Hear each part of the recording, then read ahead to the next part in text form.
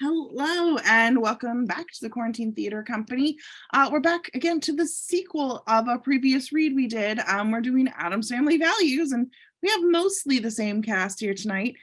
So I forget who's playing who, so just let me get my list while I announce it. Ow, stop nudging my boob, cat. For scene description tonight, we've got Kate joining us. We love Kate.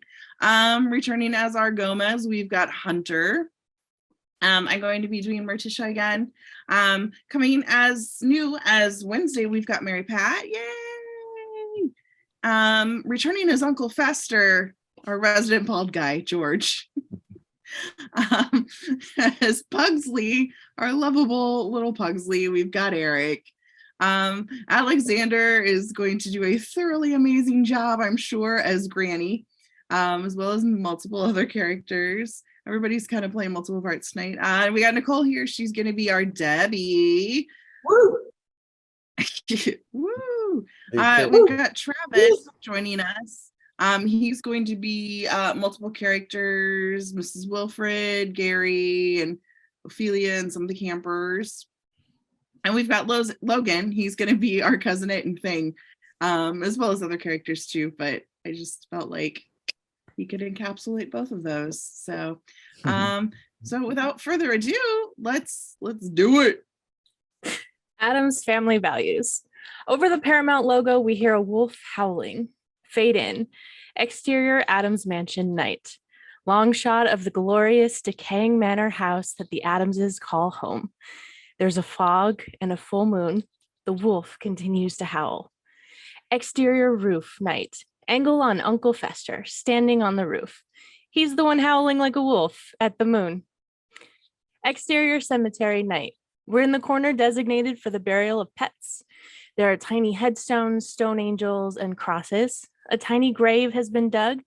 A mound of dirt sits beside the rectangular hole. Pugsley, Wednesday, and Granny kneel by the open grave. They each have a little shovel. A shoebox, taped shut, sits on the ground beside Wednesday. Dearly beloved. A meow is heard from inside the box. Interior Addams' great room, balcony night. Angle on Lurch, the faithful Addams butler who plays a stirring cantata on the organ. We boom down to reveal interior Addams' great room night. Angle on Gomez, who's arm wrestling with Thing, the disembodied hand. Gomez's face is contorted. Thing is winning. Yes. With a Herculean effort, Gomez pins Thing to the table, winning their arm wrestling match. Gomez and Thing shake hands as gentlemen. Morticia has been watching the wrestling match while knitting. She looks up from her yarn needle and needles utterly calm.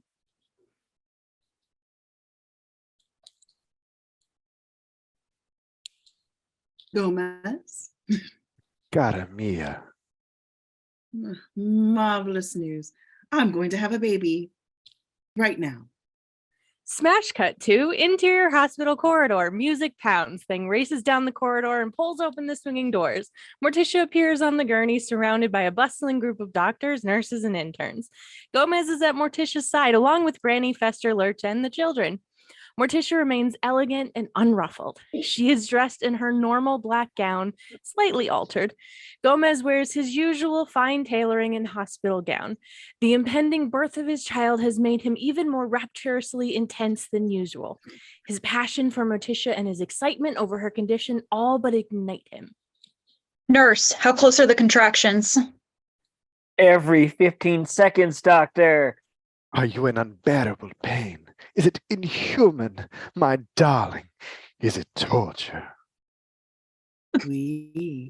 Interior waiting room, same time. Wednesday and Pugsley are listening to an obnoxious 10-year-old girl. Granny, Lurch, and Fester sit nearby. And then Mommy kissed Daddy, and the stork flew down from heaven and left a diamond under a leaf in a cabbage patch. And then the diamond turned into a baby. Our parents are having a baby too. They had sex. Interior operating room night. Morticia is in the process of giving birth, still completely serene. She's surrounded by doctors, nurses, and Gomez. Push, Mrs. Addams. Look, my darling, You can see the tail. Morticia groans gracefully. Forceps. Forceps. Forceps. Angela and Thing passing the forceps to nurse number 2, and nurse number 2 screams. Mrs. Addams, would you like anesthesia? No, thank you. But ask the children. Caramia. Mon cher.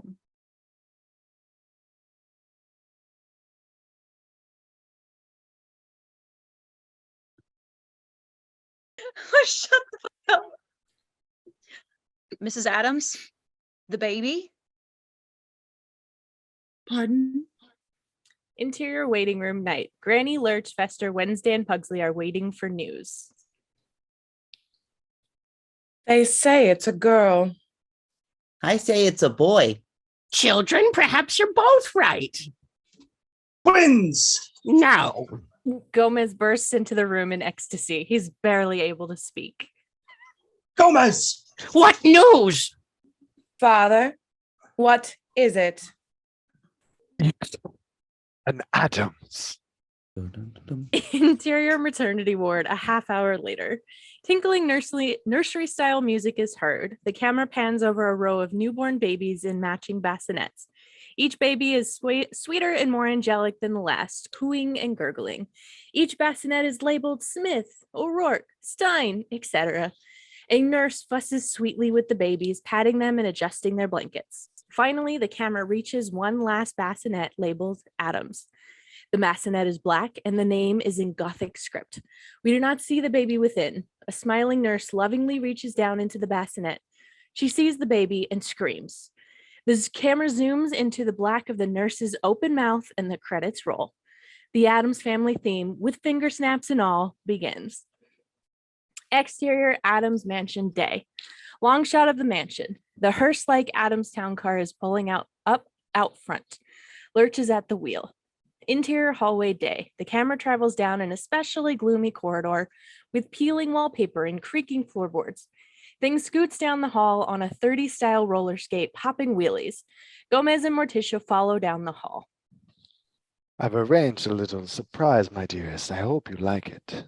Angle on Thing on the floor, pushing the door open. Interior nursery day. The door swings open and Gomez steps into the room. He gestures. Morticia enters carrying the baby.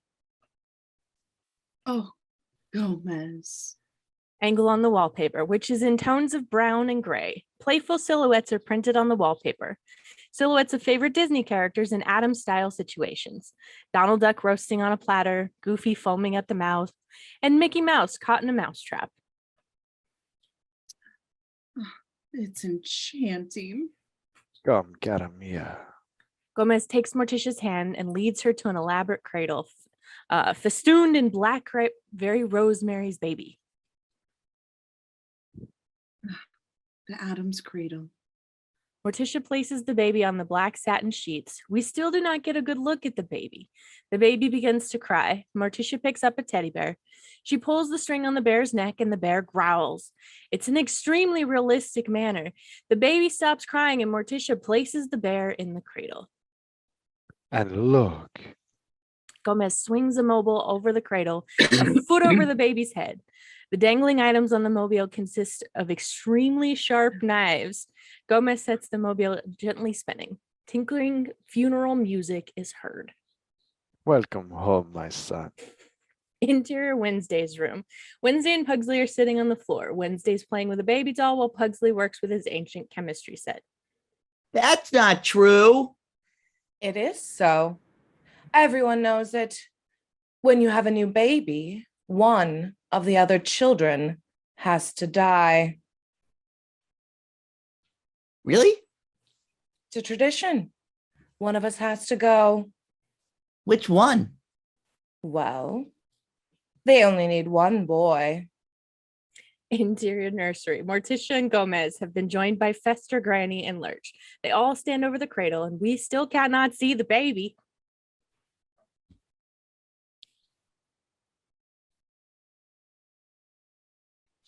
He has my father's eyes. Oh, Gomez, take those out of his mouth.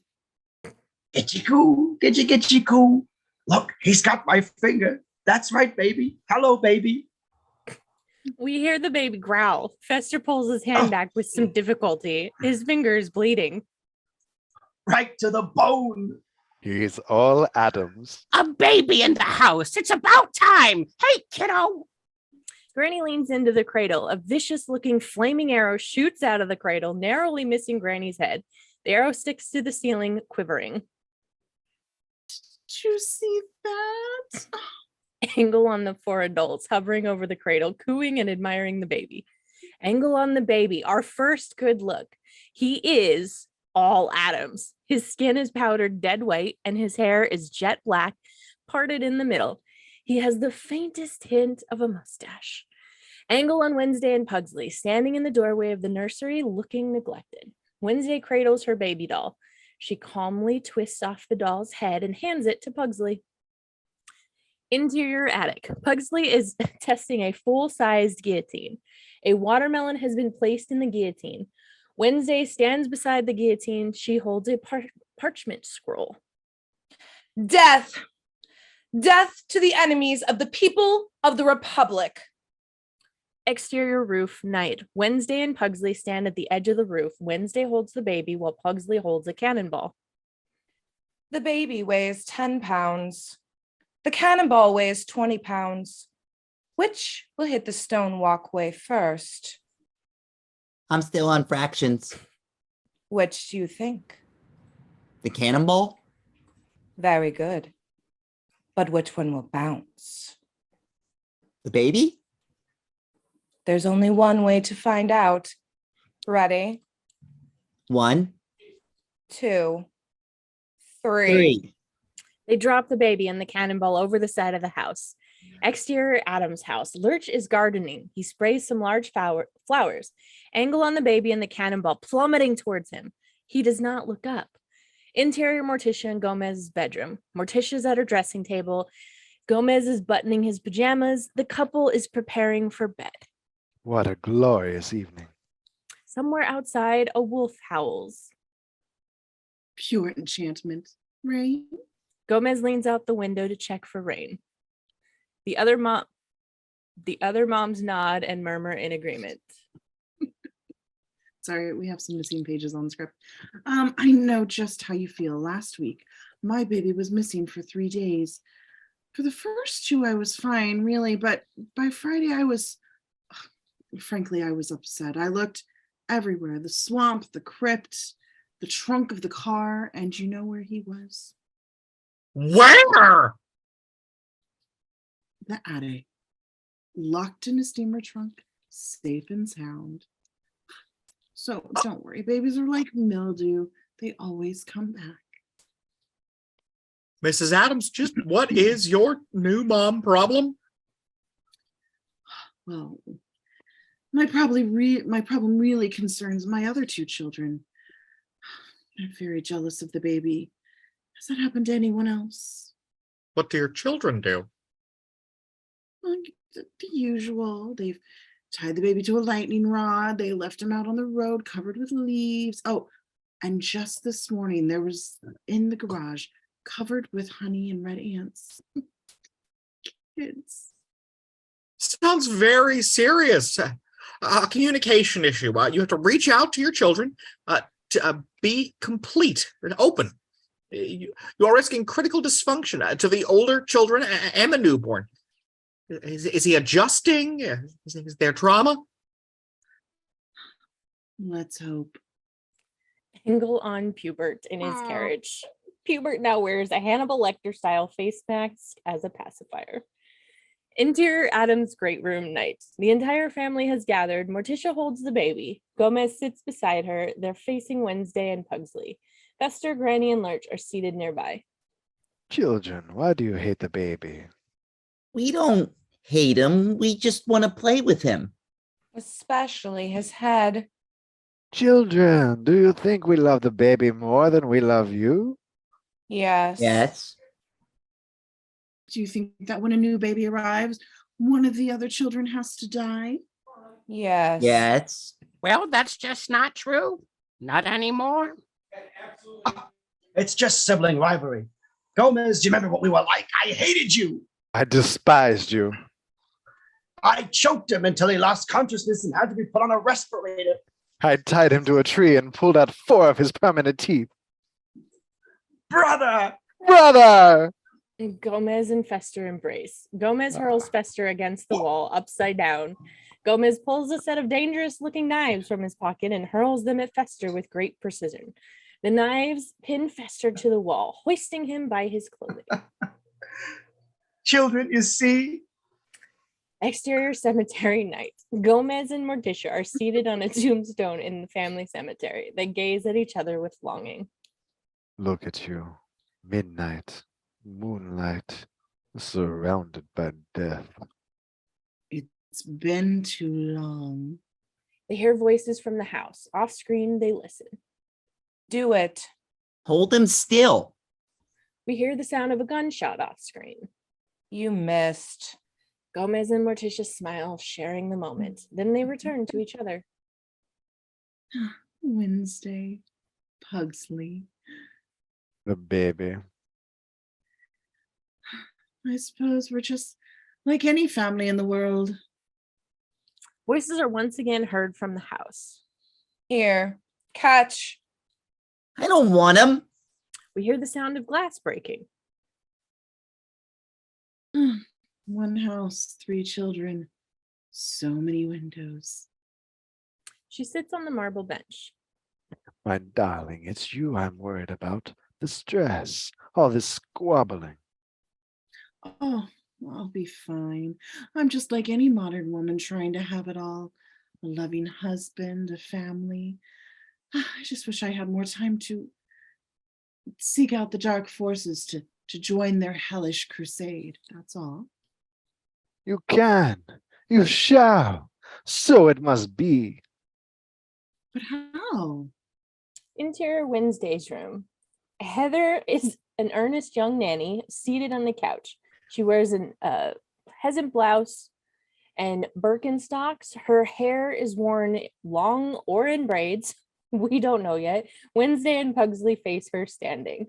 Children, as your new nanny, I know we're all concerned about the environment. So this morning, let's discuss how to prevent forest fires. Prevent them? Angle on Heather looking disturbed. Interior Wednesday's room. Mrs. Wilfred, a jolly, chirpy English nanny, sits on the couch. She has a hand puppet in one hand. The puppet is perky and fairly standard, with yarn hair and button eyes. She faces Wednesday and Pugsley. Hello, kitties. I'm Polly the puppet. What should we do today? I know let's all clean our rooms. Wednesday holds up her hand. She has a hand puppet too. Wednesday's puppet is the Red Devil. Thank you, Wednesday. With horns, a goatee, and a hood. Hello, Polly. I'll clean my room in exchange for your immortal soul. Angle on Mrs. Wilfred. Her mouth is agape, her hand puppet staring at her. Interior Wednesday's room. Mrs. Montgomery faces Wednesday and Pugsley.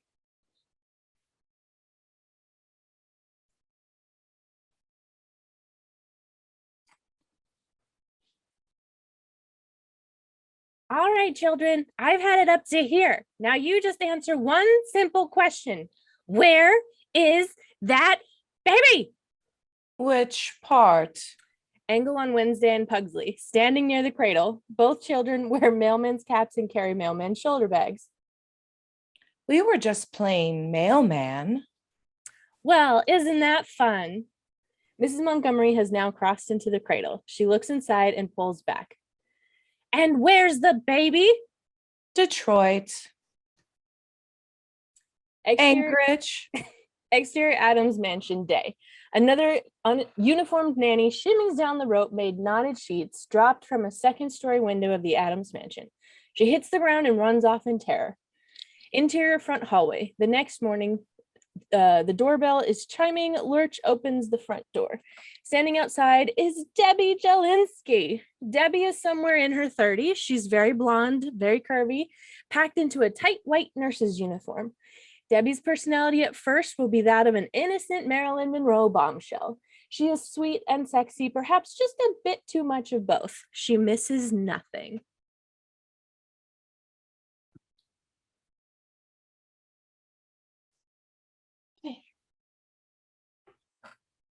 Angle Hi. and Lurch, looking rather stunned by Debbie. Oh, it's old. Lurch stares at Debbie. She stares right back. And big. Morticia appears at the top of the stairs. Lurch. Hi. Lurch Oh. nods, still rather dazed. Just so excited. Hi, I'm Debbie Jelinski from the agency. The agency, but they claim to have no one else available. Surprise! I've been out of town. Are you the mom? I'm Mrs. Addams. I love your dress. It's so tight. Thank you. Gomez appears from the hall. Gomez, I believe we have a new nanny, Miss Jelinski. Deb, isn't he a lady killer? Acquitted. I can show you all my references so you'll know I'm not a homicidal maniac. Of course you're not. You're too young. Angle on Wednesday and Pugsley at the top of the stairs, poking their heads through the banister, staring at Debbie. Angle on Fester standing at another point on the banister. He gazes at Debbie and has clearly fallen head over heels in love. Interior nursery. Gomez holds the baby in his arms, showing him to Morticia and Debbie. Debbie gasps. Oh, is that the little critter? Oh, no, this is our baby. He's adorable. He's perfect. What's his name? It was agony. We went through all of the books, all of the usual names. Lucifer. Benito. Mao. And then we came to our senses, something similar, something our child could live with. Hubert. Hubert. Family name? Yes, after his great-grandfather, Hubert Pendragon Addams III. Hubert. I like it. It's filthy. Gomez and Morticia exchange a glance, very impressed. May I? Hubert makes a low growl. Your blouse, is it flammable? Debbie shakes her head no, and Hubert growls a bit louder. We hear a low rumble and the sound of glass tinkling. You have your shots, measles, mumps, rabies. Debbie nods yes, and the room begins to shake. The entire house creaks and groans. I just love babies. They're just so sweet and pink and innocent. I just want to grab them and squeeze them until there's not a breath left in their tiny little bodies. Gomez and Morticia exchange a look, completely satisfied with Debbie. Gomez hands Hubert to Debbie, and Debbie cuddles him close to her bosom. Hello, Hubert. I love you. Everyone holds their breath. The room stops shaking. Interior Wednesday's room. Angle on Cabbage Patch doll dangling on a noose from a lighting fixture. The doll's mouth has been taped shut. Morticia knocks on the door jamb, and the door is open. Children. Wednesday and Pugsley stand near the dangling doll, holding acetine torches. They wear protective welding masks. Gomez and Morticia present Debbie. This is Miss Jelinski, her new nanny. What do we say? Be afraid. Be very afraid. Debbie kneels in front of the children. Look at you, all cooped up in the house with a new baby. That's not easy, is it? No. Why? I bet sometimes you wish it was still just the two of you. Or less. Well, don't you worry. Everything's gonna be just fine. I love them. Thing climbs over Debbie's shoulder. She freezes. Oh, thanks, stop that. Thanks you. Debbie stares at Thing. Then she takes Thing's forefinger in her mouth, rather sensuously. Thing vibrates with delight. I'm good with my hands. Interior front hall. Debbie stands by the grand staircase with Gomez and Morticia. What a wonderful family. Although, there's one fella I haven't met yet. Angle on Fester, peering out from behind a column. Hi there, mister. Your nephew? My brother. No. Oh, Fester, come out here. He's very shy. Fester, this is Miss Jelinski, our new nanny. Hello, Fester. These Addams men, where do you find them? It has to be damp. I can't wait. I'll start first thing tomorrow. Stewart falls into the frame and Gomez catches him. We see Wednesday and Pugsley standing on the staircase looking over the banister. Why not tonight? Interior nanny's room later that night. Morticia and Debbie stand in an especially gloomy room, like something from a Dickinson workhouse or a dungeon. There's a narrow iron bed and the windows are barred. And this will be your room. It's very special. It is.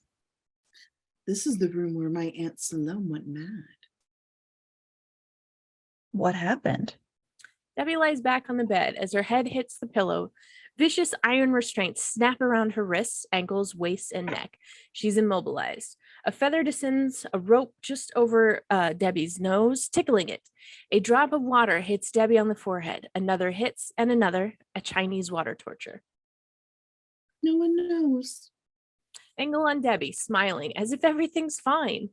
Interior Fester's bedroom that night. Fester's lying in bed, his nightshirt and cap. Gomez, in pajamas and robe, sits on the side of the bed. So, we've hired Miss Jelinski? She's a gem, don't you think? She's perfect. Oh, Fester, I'm such a lucky man. I hope that someday he'll know the indescribable joy of having children and of paying someone else to raise them. But first, wouldn't I have to get married? Oh, but you're just a boy. There's plenty of time. You'll meet someone very special, someone who won't press charges. I'd like that. You rascal. Oh, and what's this? Gomez pulls a tattered, clearly cherished magazine from under the covers. He unfolds the centerfold. We don't see the photo. Gomez and Fester gaze at the picture adoringly and sigh. Mom. Interior Morticia and Gomez's bedroom. Morticia is seated at her vanity table. Thing is doing her nails. Gomez is lying in bed. Oh, now that we have Debbie, I feel so at ease. The children really took to her. Like leeches. Darling, now that we're old married folks with 3 little ones, do you think we've grown beyond passion? Thing finishes doing her nails and scampers away. My darling. Do you think that for us, more is a thing of the past? Cara mia. Do you feel that perhaps a portion of our lives is over? Gomez is so upset he can't speak. He looks around wildly. He crawls up the wall and onto the ceiling like a human fly. Morticia doesn't notice this. She has her back to Gomez as she muses. Physical desire, fleeting or forever. The fire, a figment, fascination, a farewell. Exterior Addams' house night. We hear Gomez bellow in pain and savage lust. The house shakes. Interior Gomez in Morticia's bedroom. Morticia is seemingly alone.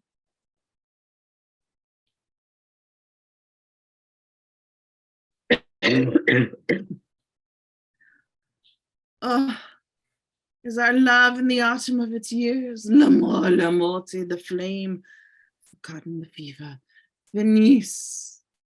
Gomez falls from the ceiling onto the floor in front of Morticia. He's shaking with passion. My ecstasy. Mon sauvage. So, you still desire me after all this time? The old ball and chain. Forever.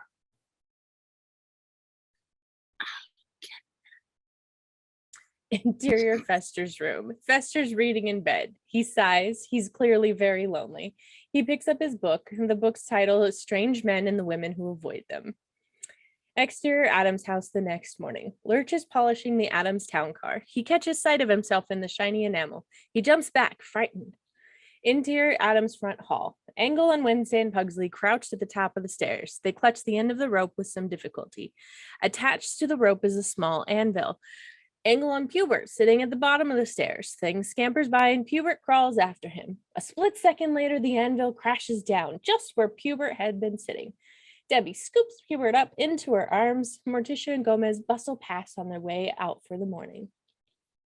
We'll be out most of the morning. Fester, come along. Fester appears in his coat. Say goodbye to Debbie. Fester all but runs past Debbie, his head down. All the important numbers: police, fire department, morgue. Have fun. Morticia, Gomez, and Fester exit. Interior hallway. Debbie, carrying Pubert, enters a gloomy corridor filled with taxidermy. The heads of lions, tigers, and elephants loom at her from the walls. Glass cases are filled with dioramas of birds, wolves, and sea tortoises. Debbie gingerly makes her way down the hall. Angle on a glass case containing a stuffed bear cub, standing with his paws pressed against the glass. The cub has a terrified expression. The words "help me" are scrawled backwards in blood on the glass, as if the cub had written them. Lurch appears, carrying a large couch with one hand. He growls. Interior Gomez study. Angle and Pubert anchored by a ball and chain. Debbie's going through Gomez's desk. She has piled up a stack of financial ledgers, and she's reading with great interest. Fester Addams. My. Stocks and bonds, deeds, gold bullion. We hear a creak. Debbie looks up, Angle on the suit of armor. The camera looks through the visor, and the suit is empty. Angle on an ancestral portrait on the wall. The eyes do not move. Angle on the empty stretch of wall, just wallpaper and wainscoting. Suddenly, we see Wednesday, painted exactly to match the wall. Treasury bills, IRAs. Wednesday sneezes and Debbie looks up sharply. What a strange house. So drafty. It's really no place for children. No place at all. During Debbie's last speech, a small fire has started to crawl up the wall near Pubert. Angle on Wednesday shutting her eyes to blend in more completely. Interior nursery. Debbie has her hands in the cradle, busy with Pubert, whom we do not see. Hold still, you little brat. He's not a brat. Debbie looks up. Angle on Wednesday, standing in the doorway, staring at Debbie. Of course not. He's an adorable little baby. Fine. Rub it in. We're getting him all ready for a nice walk. Would you like to come? Are you really a nanny? What a question. Why did you come here? Why, to take care of you. All of you. Especially my uncle? Angle on Wednesday, looking especially stern. Interior great room a few hours later. Debbie, holding the baby, is speaking confidentially with Gomez and Morticia. I shouldn't be telling you this. They swore me to secrecy. Well, angels. But it's all they want. It's all they talked about all morning. They're just afraid to ask you. They're afraid you'll think that they don't love you. Those poor things. It is a bizarre request. It's terrifying. They have their hearts set on it. I'd know you want to know, as concerned, caring parents. Oh, Gomez, what do you think? How can we say no? Don't even mention it to them. Just do it. I'm sure they'll deny everything, but they want to go. God love them. Exterior Addams mansion near the cemetery at midnight. We see two large chutes on the side of the house labeled Wednesday and Pugsley. A steamer trunk falls out of one of the chutes. A packed duffel bag falls out of the other. Then Wednesday and Pugsley fall out of the chutes and begin to drag their luggage away from the house. Children? Angle and Fester giving a vine and blood transfusion as in the Addams cartoon. We're running away. Mother and father want to kill us. They want to drop us into a pot of boiling water. They want us to experience a vision of hell. Summer camp? Why did they listen to that woman? That woman, was it Debbie's idea? That's what I think. Then maybe it's for the best. She's very wise and caring. And blonde. You like her, Uncle Fester? Oh, no, she's very nice for a nanny. She's tops. Uncle Fester? Get a grip. Exterior Camp Chippewa. Next day, Lurch is at the wheel of the town car. We're driving through the gates of this rustic-style summer camp, through an archway with a sign which reads Camp Chippewa, spelled out in twigs and pine cones. Interior Addams town car. Morticia Gomez, Wednesday, and Pugsley sit in the back looking out the windows at the camp. Camp Chippewa. Isn't that charming? What's a Chippewa? It's an old Indian word. It means orphan. Exterior main lodge. Parents are driving up in a variety of cars and vans. Children are everywhere. The Addams town car pulls up and everyone steps back. Lurch opens the car door and Morticia Gomez, Wednesday, Pugsley emerge. They're watched by another family, the Buckmans. Don and Ellen Buckman are typical, pushy, status-obsessed, yuppie parents. Besides them, their spoiled, princessy 12-year-old daughter, Amanda. Amanda's very dressed up in expensive camping gear. Fresh air, the scent of pine. Gomez hands Pugsley a cigar. Wednesday, look at all the other children and their freckles and bright little eyes, their eager, friendly smiles. Amanda Buckman stares at the Addamses. Help them. Hi, I'm Amanda Buckman. Why are you dressed like that? Like what?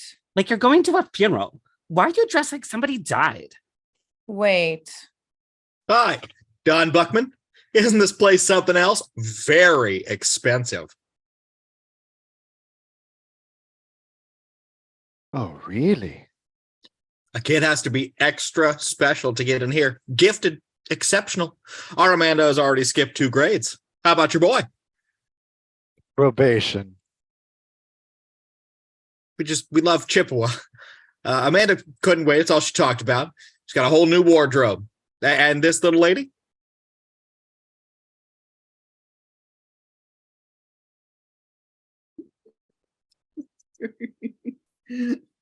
Wednesday's at the very special age when a girl has only one thing on her mind. Boys? Homicide.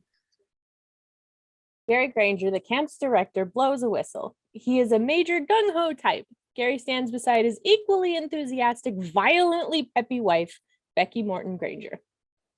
Attention! Listen up, everyone. I'm Gary Granger. And I'm Becky Morton Granger. We're the owners and directors here at Camp Chippewa, America's foremost facility for privileged young adults. And we're all here to learn, grow, and to just have plain fun. Because that's what being privileged is all about, especially if you're in Beverly Hills. Engel and the Buckmans, smiling proudly at Amanda. Wednesday. Wednesday's holding a bottle to her mouth. It's a clear antique bottle labeled in big letters, poison, with a skull and crossbones on the label. Angle on Joel Glicker, another camper. Joel is spindly and pale with glasses. He's clearly not cut out for Chippewa.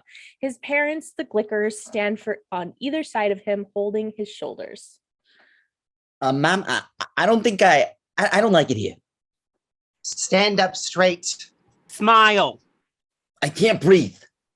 Joel uses an inhaler. Angle on Wednesday taking note. In the background, we see Pugsley standing beside a tree. A noose hangs from the limb of a tree, and Pugsley stands on a wooden stool. He slips his head into the noose. Interior nursery, same day. Debbie's sitting in a rocking chair beside the cradle, reading a story out loud to Pubert. And everyone at the ball turned and stared at Cinderella. Who is that beautiful woman? Everyone asked. Angle on the door, which is ajar. Fester stands outside, tongue-tied, listening. Even Prince Charming noticed a new arrival. Who are you? He asked Cinderella. The door creaks a bit. Debbie notices and realizes that Fester is listening. Her story begins to change. My name is Cinderella, she said to the prince. And could you tell me, who is that man over by the punch bowl? That fascinating man. That oddly sensual man. That man who makes me quiver under my bodice. That bald man. Angelon Fester, his eyes wide. Exterior Camp Chippewa, dock, later that day. Wednesday, Pugsley and Amanda stand with a group of other children on the dock at the camp lake. They all wear bathing suits. Wednesday and Pugsley wear black, full-length 20-style suits. Gary stands at the end of the dock and he blows his stupid little whistle. Beep. Life saving. I know we're all top notch little swimmers, and we now get to show our stuff and earn those certificates. Let's have our first pair of life saving buddies, Amanda and Wednesday. Is that your bathing suit? Is that your overbite? Oh, shit. Now, one of you will be the drowning victim, and one of you will be our lifesaver. I'll be the victim. All your life. I'm going to be an actress. Brava! Oh my god, now Amanda, you jump in, swim out a few yards, and start drowning. Amanda jumps in, swims out a few yards. Help me, I'm drowning. Help me, I'm dying. Wednesday turns to Gary and smiles. I can't swim. Gary's not amused at this. He blows his stupid whistle. Interior conservatory the next morning. Morticia is painting at an easel. Across the room, we see her subject, Thing, who stands on a velvet draped pedestal, and Debbie enters. Mrs. Addams? Yes, Debbie. Could I ask you something of a personal nature? Of course. It's just, well, you seem so worldly, so sophisticated. It's clear that you know everything about love. England Thing, agreeing, making the okay sign. Merci. I was just wondering, is Fester seeing anyone?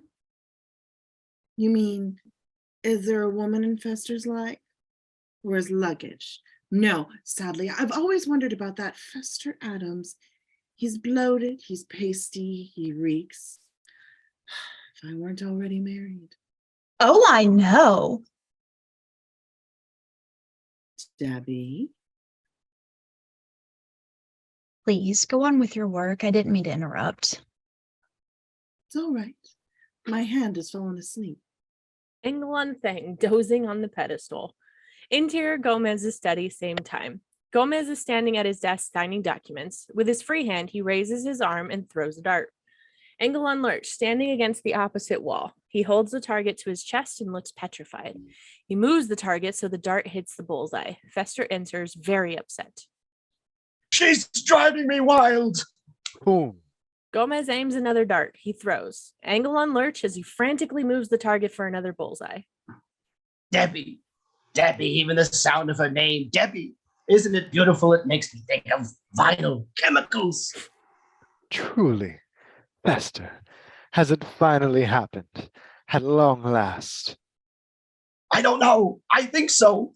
Gomez, gazing at Fester, throws another dart. Engelon Lurch, even more frantic, moving the target. Another bullseye. All these years, I've watched you and Morticia from windows, doorways, keyholes. I've been happy for you, but I have to confess I've been jealous too. I've dreamt that someday, against all odds, there might be someone for me. There's Thing. Engelon Thing on the desk, looking alarmed. I know, but I want more. Legs, elbows, a head. Is that asking so much? Legs? I've seen them. And maybe, just maybe, dare I ask Debbie to dinner? What if she says no? What if she says yes? Oh, Gomez, if I asked her, would you come? You and Morticia. Of course. Gomez throws his last dart. The dart heads right for Lurch's face. Engelon Lurch, gulping. He's swallowed the dart. Exterior cemetery night. Gomez and Morticia are seated on a marble bench amid the many crypts and tombstones. Fester, Debbie, she's blonde. good with children. A lovely young woman. Morticia turns away, visibly upset. Wednesday, you have to continue the ghost story. This is dumb. Well, if you can't do it. Wednesday sighs. So the next night, the ghost came back to the haunted cabin, and he said to the campers, "None of you really believe in me, so all I will have to prove my powers." And the next morning, when the campers woke up, all their noses had grown back. The campers, led by Amanda, scream in real terror. Interior French restaurant that night. We're at a French restaurant, which is in an extreme state of mossy decay. It's an ancient, rotting cavern, the walls painted with tarnished gold and red paint, the color of dried blood. The lighting is very gloomy. It includes sputtering candelabras, a decrepit string quartet plays in the corner. Gomez and Morticia sit with Debbie and Fester at a central table.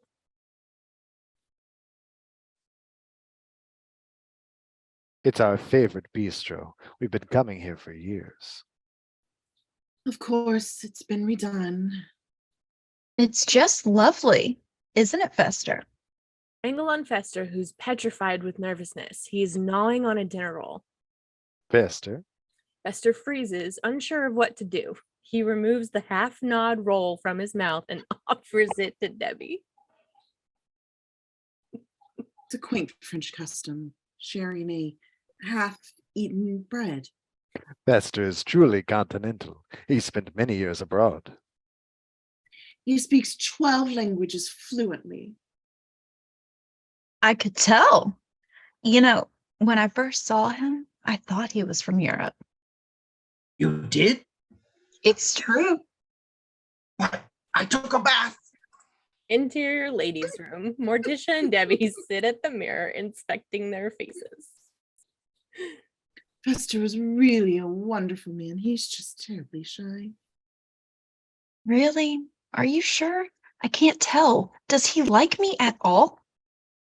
Of course he does. He vomited.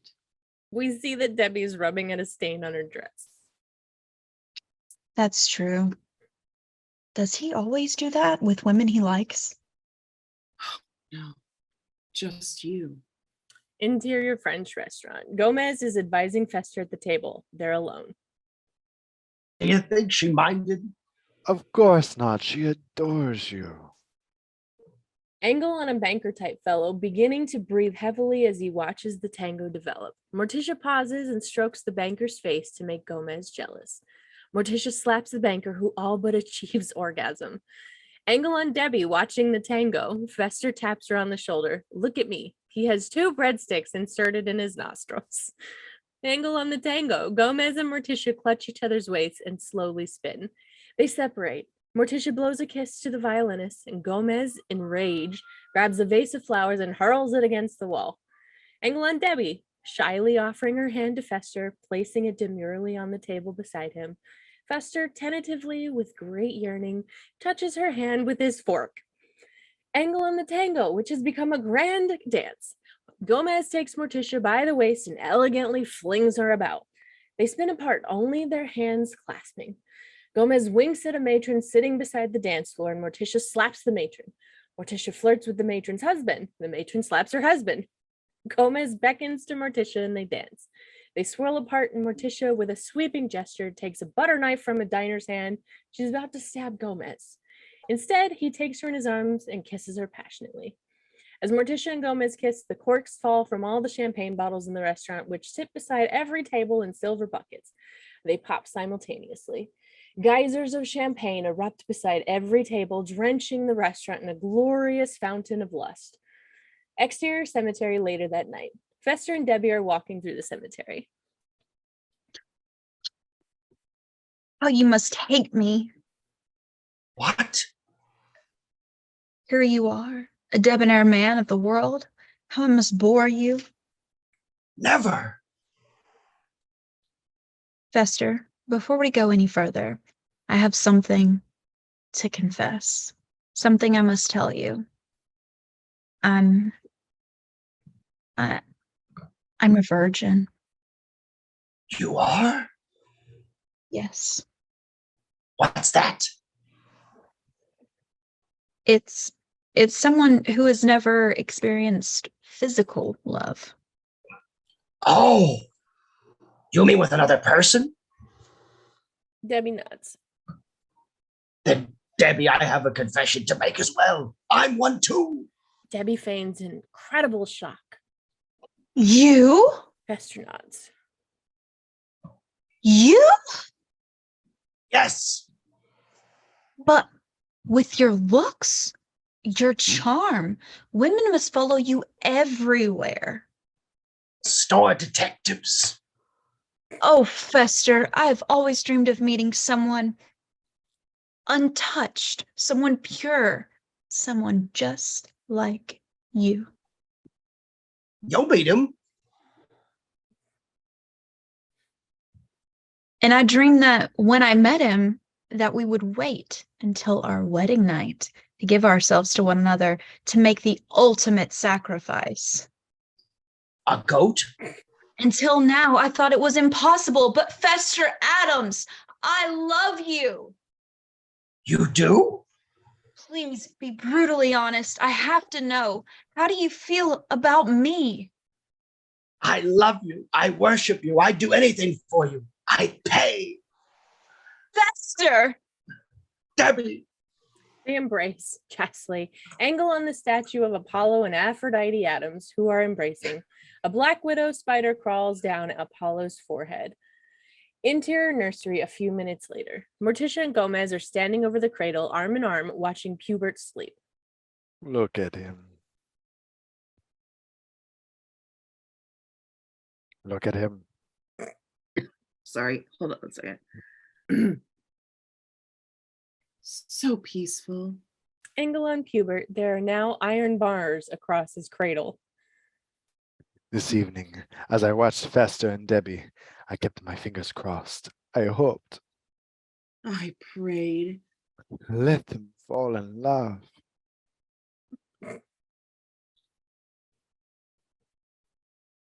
And Nadine. The screen shows Debbie disguised as an Anne Margaret redhead. 3 very different women with one thing in common. The photos are shown together. Murder. And they are all the same woman. She is known by the police as a Black Widow. She mates and she kills. She investigates wealthy men, finding the richest, loneliest bachelors. Angle on the wall of the room. It is covered with photos of Fester and newspaper clippings, with headlines which read, Addams' fortune still intact. Bizarre family, one of America's gold mines. And then she gains their trust and their love. Finally, she marries them and kills them on the wedding night. The deaths appear accidental, and after the funeral, she disappears, cash in hand, but the money never lasts. Angle on a pile of singles and some change on the dresser. And soon the Black Widow is hungry again, hungry for cash, hungry for love.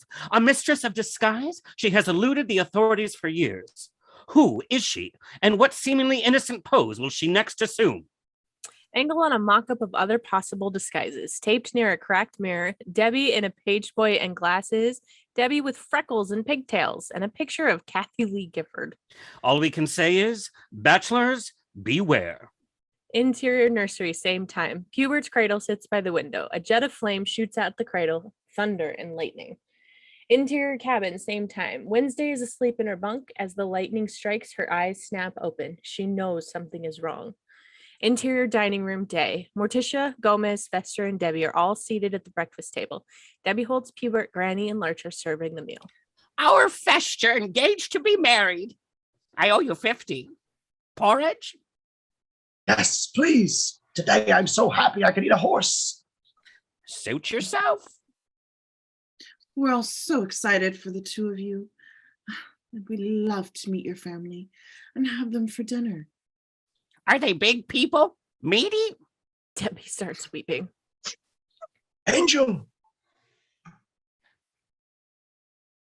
You're all so kind. It's just my entire family. There was a horrible accident years ago when I was just a child. An explosion. An explosion. Nothing left? Arms? Nothing. No one. Well, from now on, we are your family, and everything we own is yours. Is there a complete list? And as for the wedding, it will be our pleasure. We insist. You people, there's just so much love in this room. Interior cabin. All the campers sit on their bunks for mail call. Gary and Becky stand in the center of the room holding stacks of letters and postcards. Mail call, Addams. Gary tosses Wednesday an envelope. Buckman, Barkley, Castleman, Holloway, Dexter, Denman, Edwards, Evans, Finley, Fisher, Fringerham, Gidley, Green, Gardner, Harper, Hampton, Hastings. Becky tosses more mail to the campers. Oh no, What is it? this is unspeakable. Is something wrong, Wednesday? Bad news? This is the worst thing that has ever happened in the history of human events. Uncle Fester is getting married. A wedding? But that's great news. To whom? The nanny. Get out of the cabin. I mean, I'd kill myself. The help? I'm sure she's a very nice lady. I think that's disgusting. I think the whole family is like some weird, like, medical experiment. I think they're like circus people. What did you say? Wednesday and Pugsley advance on Amanda threateningly. Campers, group hug. The campers all move into a huddle. Wednesday and Pugsley hang back.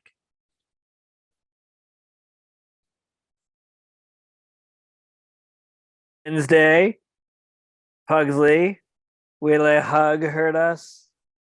We don't hug. Oh, they're just shy. We're not shy. We're contagious. You know, I'm sensing some real friction here. Something's not quite Chippewa here, but hey, no problemo. They'll come around. All they need are good friends, good fun, and a little time in the Harmony Hut. What's the Harmony Hut? It's a very special place where we go when we need to think about who we are and who we should be. Interior Harmony Hut. Angle on a poster of a kitten hanging from a chin-up bar. The caption on the poster reads, "Hang in there, baby." Angle on another poster of a gooey sunset. The caption reads, "Today is the first day of the rest of your life." Angle on a third poster of a sad-eyed troll doll holding a flower. Long shot of the entire Harmony Hut interior. It's a nightmare of wallpaper with smiling suns and rainbows, oil paintings of unicorns and flouncy, fussy Laura Ashley curtains, and a lace-trimmed throw pillow. Wednesday and Pugsley sit rigidly in chairs upholstered in more Laura Ashley chintz. Perky music, perhaps the Candyman, starts to play. How long do we have to stay in here? Until we crack. The door opens and Joel is forced into the room, carrying a paper copy of A Brief History of Time. Have fun. Joel stares at the room. What are you in for? I wouldn't go horseback riding, That's all. and I wouldn't make a birdhouse. Why not? I just wanted to read. Gary pokes his head back in the room and he grabs Joel's book. Not on my time. Four eyes have fun. Gary slams the door. Wednesday, Pugsley, and Joel all look at each other. Joel sees something on the wall and screams. Angle on what Joel saw, a poster of Michael Jackson with a group of children. The caption reads, God. "Heal the world." Exterior camp fence later that night. In the moonlight, we see two small figures dressed in ninja black, including ski masks, approaching the which surrounds the camp. Hurry up. I'm coming. Angle on the fence, which at first appears charmingly rustic. The barbed wire along the top glints in the moonlight. Pugsley gives Wednesday a boost, using his hands as support. As Wednesday is about to touch the barbed wire, another black-clad figure appears. It's Joel. Wait! Who's there? Be careful. Tetanus. Joel takes a pair of large wire cutters out of his knapsack and snips the barbed wire. Now go. What? Becky yeah, we jumped again. Becky takes out a pitch pipe and blows a note.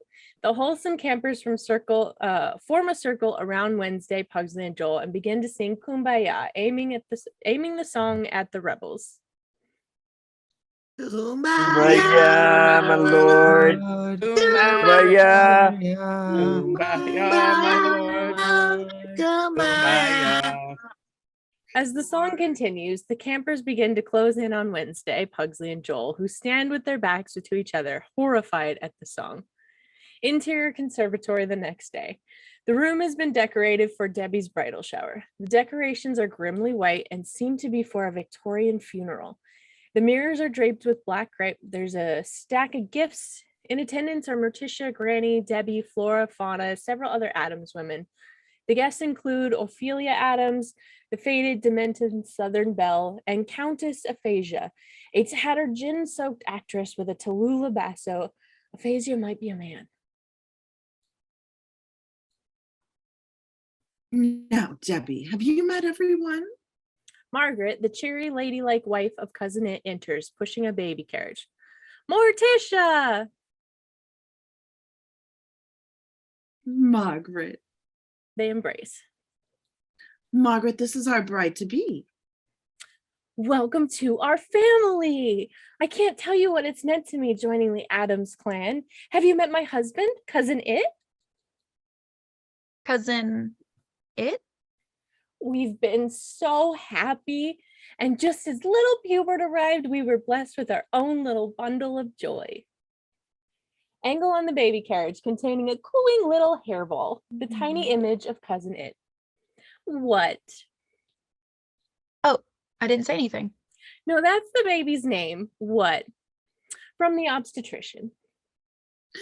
Isn't he precious? We've had offers.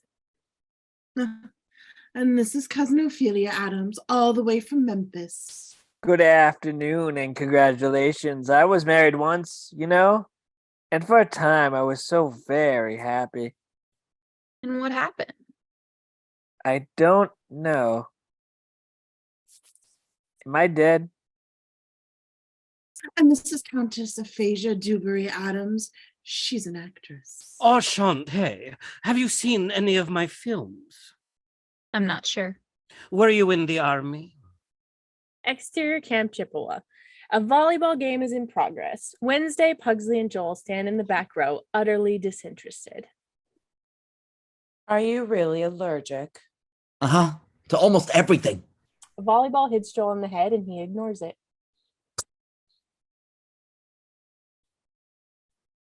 Mr. Glicker. No, you're not. Him too. I can't have dairy products or wearable or drink fluoridated water. Can't read. Another volleyball hits Joel on the head. He ignores it. God. Someone's not trying. Do you know what happens if my mom uses fabric softener? What? I die.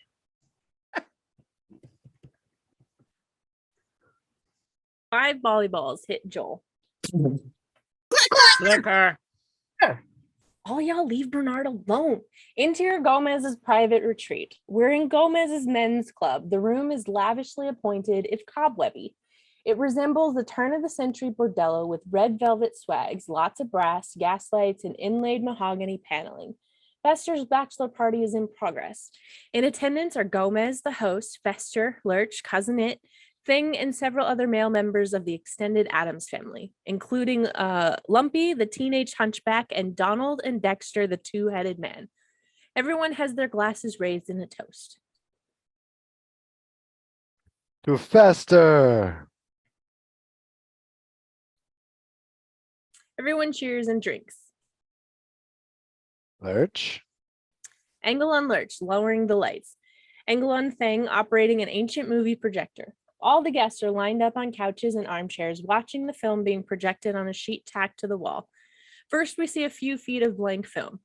Angle on the stag film, we see, in black and white, a Victorian harem-style room, all throw pillows, fringe, palm trees, and overstuffed divans. A plump woman dressed in rather covered-up harem costume dances clumsily into the frame. Fatima. Woman of 1,000 mysteries. Angle on Lurch, his eyes wide. Angle on Fatima doing a mildly lewd, totally klutzy belly dance. Dance, harem temptress, dance for Fester. Take it off. Angle on Fatima continuing her dance. She removes her head, holding it by the hair. She tosses the head at the camera. Angle on Fester. Fatima's head lands in his lap. It winks at him. Angle on Feng, his finger caught in the film reel, spinning around. Interior conservatory. The shower's in high gear. Debbie's opening a box. She takes out some stained, ripped, clearly used lingerie. Ew. Aphasia. You shouldn't have. Something old. Morticia hands Debbie another box. From me. It's for your wedding night. Debbie removes a primitive African-style carved statue from the box. It's beautiful. I can't remember. It's either a fertility god or the source of all despair since the beginning of time. There's the receipt. Interior private retreat. Everyone's drunk and happy, singing the last few bars of "For He's a Jolly Good Fellow" to Fester. Which nobody can Nobody can deny. deny something. Oh, you guys are the best bunch of friends a fella could hope for. What a night. And now for the piece de resistance. Lurch rolls in an enormous cake over 6 feet high. A drum roll is heard. Ta-da! Everyone stares at the cake expectantly. Nothing pops out. Another drum roll.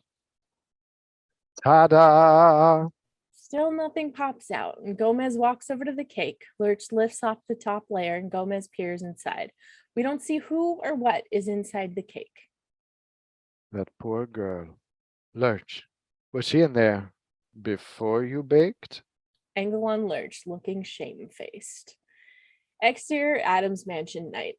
A full moon hangs over the house. Interior Fester's bedroom night. Fester's lying in the bed dreamily. There's a knock at the door. Darling, Dearest? shut your eyes, sweetheart. It's bad luck to see the bride.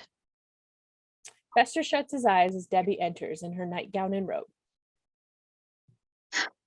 Darling, I just had to see you one more time before the wedding. I had a wonderful shower. Debbie takes out a tape measure and measures Fester's neck. He's unaware of what she's doing. I had a terrific party. I just adore Gomez and Morticia. All the Addamses. Debbie, just for practice, mimes shooting Fester at point blank range. Muffin, we're going to be so happy, aren't we? Of course, my beloved. She mimes stabbing him with a dagger. I wish I could open my eyes and see her beautiful face. Debbie's face is contorted in a silent scream of murder. Oh, no, Pumpkin. You mustn't. But Fester, Yes, Cupcake. I do have one request. I know it's silly. Anything. I need your signature. It's my wedding album. It's a tradition. My signature? Angle on a paper Debbie has brought with her. In large letters it reads, "Last will and testament." Debbie gets everything. I shut. Debbie guides Fester's hand as he signs the agreement. Interior camp infirmary night. The room is in darkness, lit by moonlight. There are medical cabinets, an eye chart, and a pair of gurneys. There's also a skeleton hanging on a chrome stand, and the room appears deserted. Over here. Where? By the skeleton. Wednesday and Joel both slowly rise, standing on opposite sides of the skeleton. I got your message. Inside my cutlet. I need to ask you something. What? Do you believe in the existence of evil? Well, did you meet my mom? My Uncle Fester is about to get married to this woman in a white uniform, A radiologist? a nanny. But I have to go to that wedding. I have a pass. Do you want to come? Do you mean like on a date? No. I'd love to. Hello, is someone there? Angle on Wednesday and Joel, staring at each other in panic. Angle on the glass door to the infirmary, flashlights shine in. Who's in there? The door swings open. Gary and Becky point their flashlights around the room and they illuminate the bodies of Wednesday and Joel, now lying under sheets on the gurneys, completely covered. It's nothing. Must be the Morrison twins from this afternoon. Oh, of course. Bungee jumping? The square dance. They shut the door. Exterior Addams mansion, dusk. The mansion has been bedecked with dead branches and black crepe for the wedding. Various ancient limousines, motorcycles, and hearses are pulling up. Exterior cemetery. Angle on Lurch at the organ, which has been moved outdoors. He strikes up sunrise, sunset. Angle on the cemetery. The wedding guests are seated among the tombstones, and an aisle has been created. The guests are all in place, all variously bizarre members of the Addams clan. Angle on Joel, watching from a seat near the front, enthralled. He wears a yarmulke. Wednesday comes down the aisle, very depressed. She drops rocks out of her basket, which thud to the ground. Pugsley comes down the aisle as ring bearer. He carries a satin pillow, and the pillow is Thing. Debbie appears in her bridal gown, holding her bouquet. She is radiant and walks down the aisle. Angle on the altar. The ceremony is underway. Gomez and Morticia stand to one side, looking very glamorous. Vester and Debbie face each other. Wednesday and Pugsley stand off to one side. Granny holds Pubert. Angle on the minister, facing the family. The minister is Cousin It. Gomez and Morticia gaze at each other fondly and nod.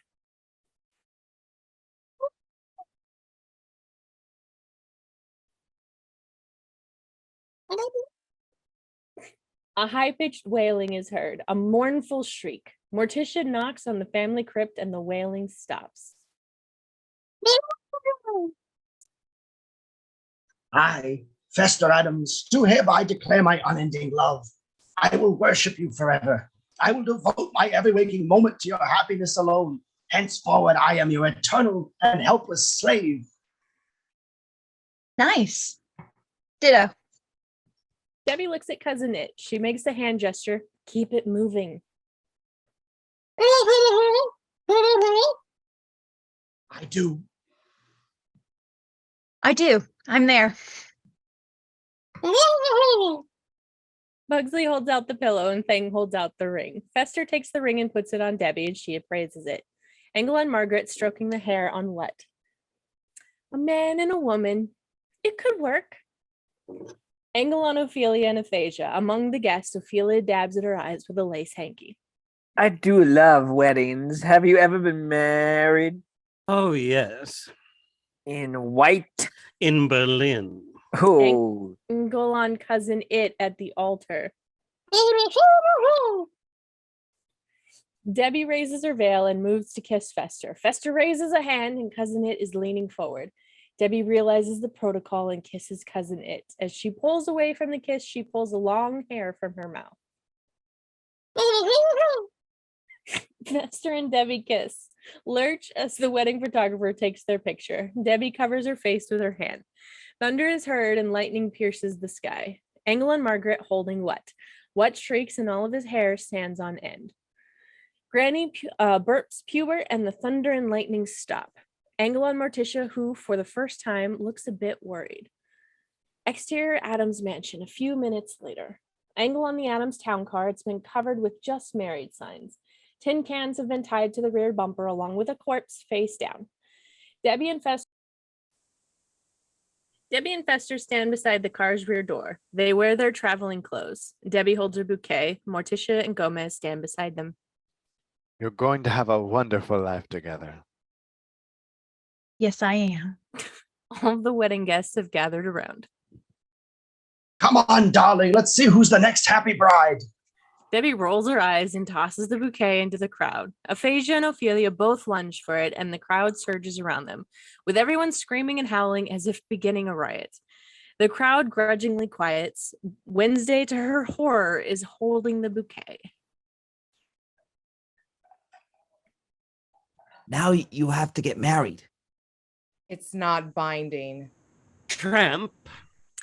Angle Thing on the ledge of an upper window as the town car drives off. Thing leaps from the window onto the hood of the town car. Exterior airport. Angle on the airplane taking off. Exterior hotel balcony, dusk. Fester and Debbie stand on the railing of their hotel balcony looking out at the sweeping view. And Fester turns to Debbie. Darling, this is Hawaii. I know. But I thought we were going to Death Valley.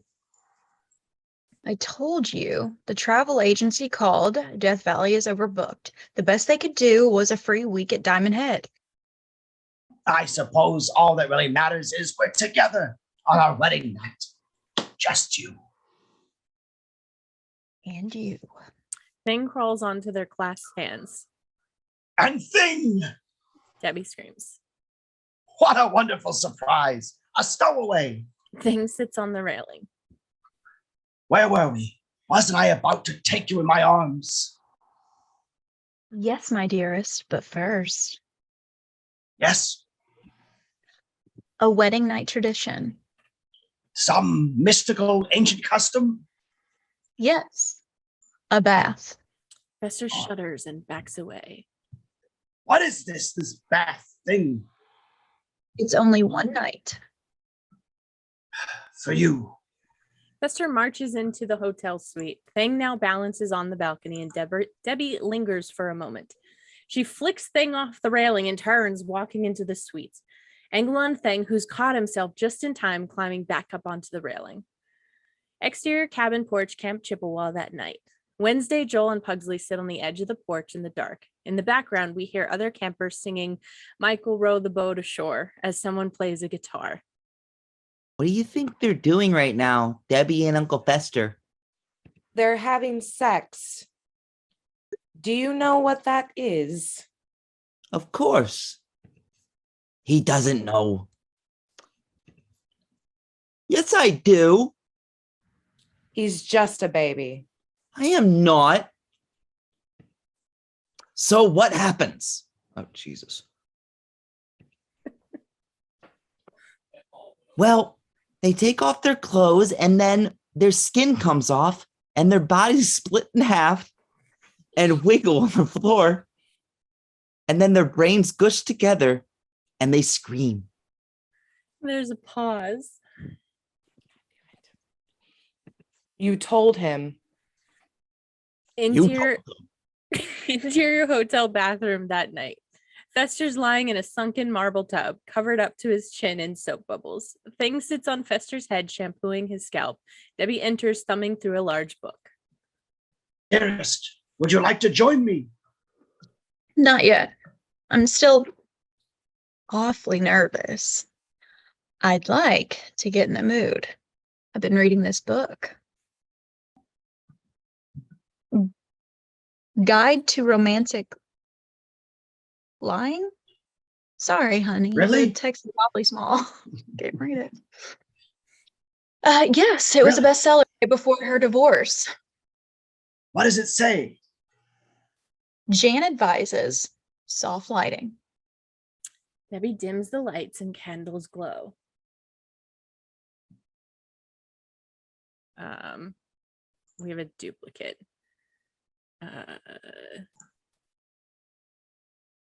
Next one, Fester. Yeah. Oh, like a cave. Jan advises air scented with an exotic potpourri. Angle on a spray can in Debbie's hands. Glade's romantic odor. Hashtag not sponsored. She spritzes the air, then viciously spritzes Thing, who falls off Fester's head into the water. It smells just like a taxi. Fester giggles and something has tickled him underwater. Thing, stop it. Bubbles emerge from under the water. But Jane says that the key ingredient is romantic music. Debbie holds up a silvery boombox on several extension cords. She presses a button and Bolero starts to play on a cassette. I've ordered this cassette from Time Life, 5,000 of the world's most romantic melodies. It's superb. What do you call this?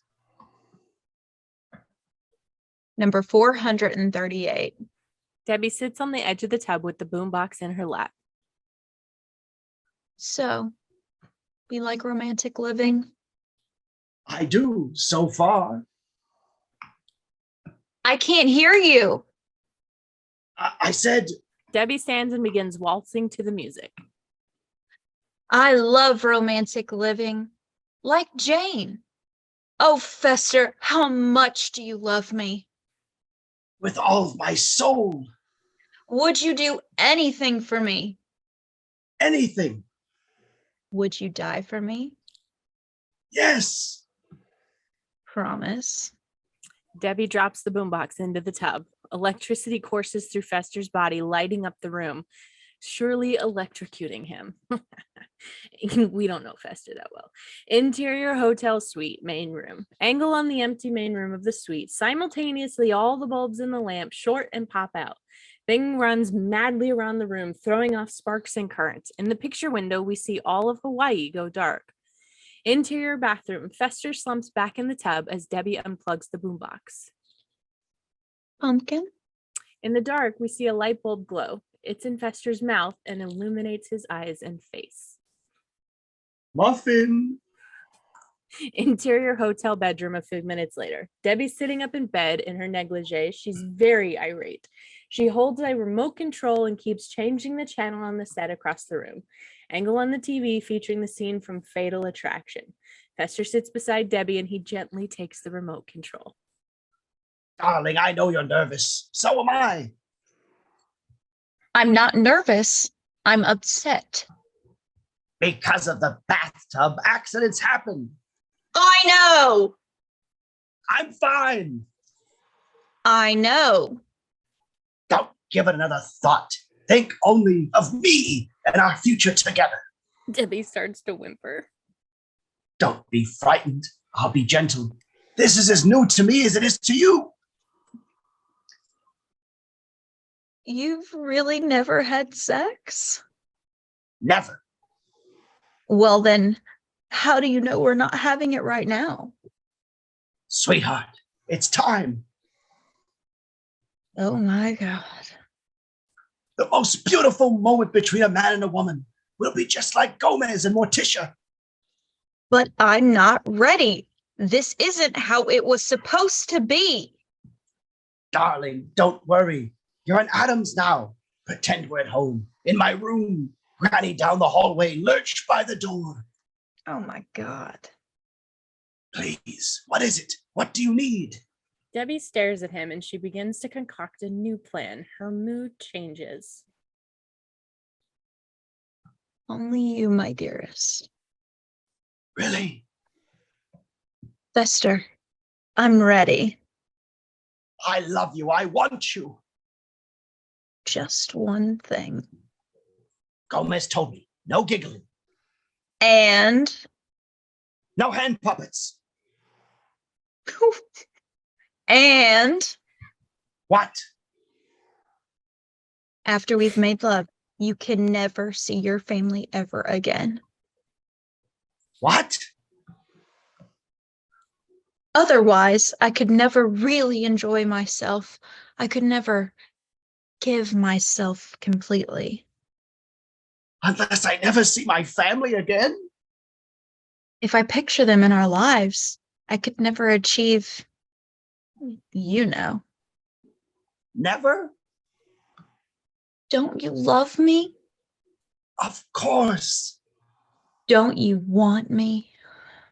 Yes. Debbie grabs Fester and kisses him. She pulls away. Never. But Out of camera range, Debbie does something wildly arousing to Fester's loins. Fester moans and he nods his head in assent, mouthing the word never. Angle on Debbie's shoulder as her negligee falls. We see her tattoo of a black widow spider in its web. Angle on Debbie's makeup case standing open in the corner of the room. Thang crawls out and sees Debbie and Fester making love. He leaps back into the makeup case and then emerges again slowly to watch. Interior conservatory a few mornings later. Gomez and Morticia are having breakfast. Morticia is going through the mail and Gomez stands over Pubert's cradle. It's odd we haven't heard from them. It's been almost a week, hasn't it, little fellow? Angle on Pubert wearing sunglasses. Look at him. Too much fun at that reception. Gomez cracks an egg into the open baby bottle. He adds Worcester sauce and a dash of vodka, caps the bottle, and shakes it. Hair of the pup. Gomez gives Pubert the bottle. The doorbell chimes. Gomez and Morticia look up and Pubert moans. Interior entry hall. Gomez and Morticia are on the stairs. Lurch has opened the front door. Two moving men stand in the hall. Addams residence. Lurch nods. We're here to pick up all his stuff. All whose stuff? Festa Addams, he wants it out of here. You must be mistaken. We got a list. Paperclip collection, underwear, 1 pair, box of dirt. Granny appears carrying a box of dirt. One of the moving men reaches for the box. My dirt! Gomez and Morticia look at each other very disturbed. Yeah, who takes Granny's box of dirt like that? Rude. Exterior Camp Chippewa archery range. A group of campers stand in line waiting their turn to shoot arrows at a target many yards away. Wednesday stands with Joel and Pugsley. Go. Amanda shoots an arrow. It hits the target. Excellent, Amanda. Next. Joel takes the bow and Gary hands him an arrow. Wednesday is reading a postcard. Dear Wednesday and Pugsley, I love you dearly, but I can never see you again. Go. Without bothering to look, Joel shoots an arrow about 2 feet into the dirt. Good try. Next. Joel passes the bow to Pugsley and Gary hands him an arrow.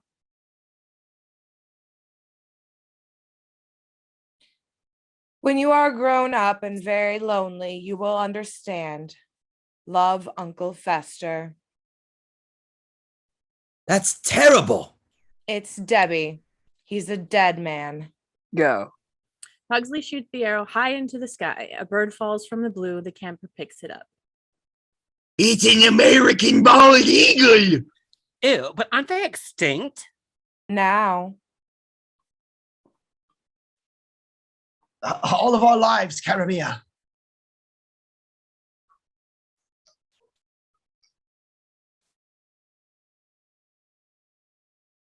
What? Mon cher. Speak English. Pumpkin. And if I have to be seen with you, we need to make some changes. Changes? Angle on the car's license plate. It reads Debbie 1. The car drives off. Exterior Debbie and Fester's new house. Moving vans are parked in front of a garish suburban estate. Hideous, expensive furniture is being unloaded by a bunch of moving men. The furniture is a mixture of ultra-modern chrome and leather, a gooey white and gold reproduction French antiques. Debbie's supervising the movers. Fester stands near the truck with his back to the camera.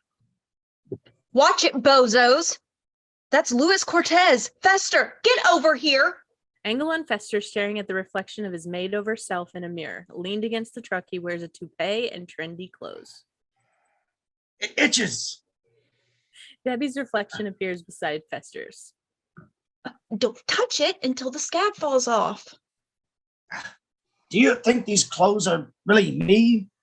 Of course not. That's the point. A mover approaches Debbie carrying a lamp.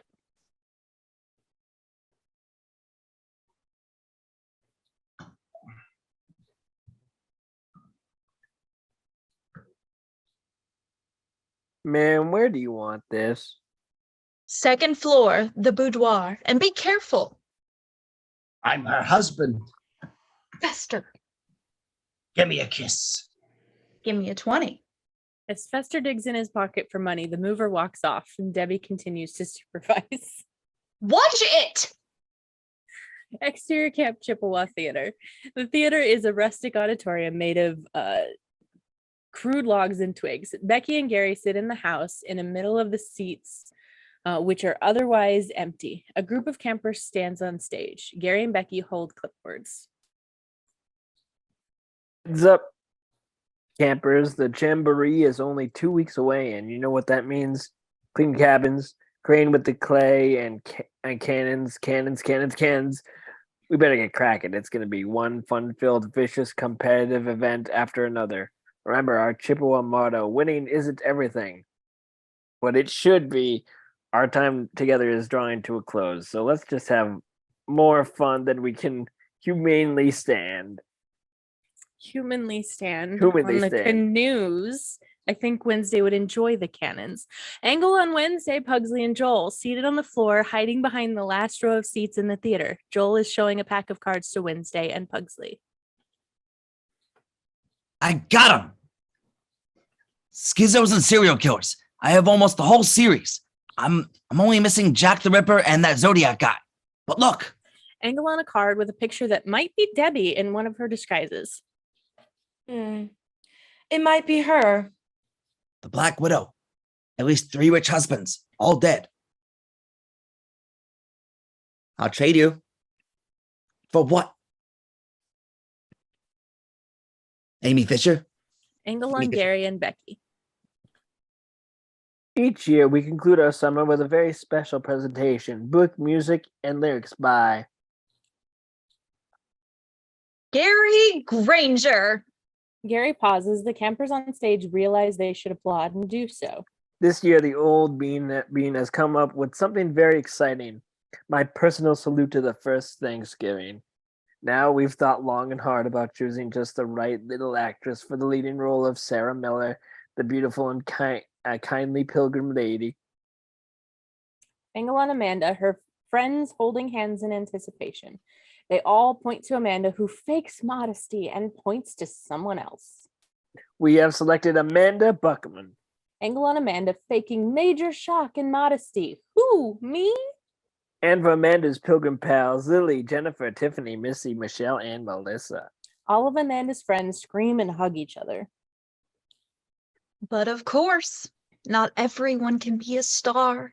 Let's not forget our cheery little chicks, Mordecai, Yang, Esther, Miriam, Joel, and I'm not sure how to pronounce this.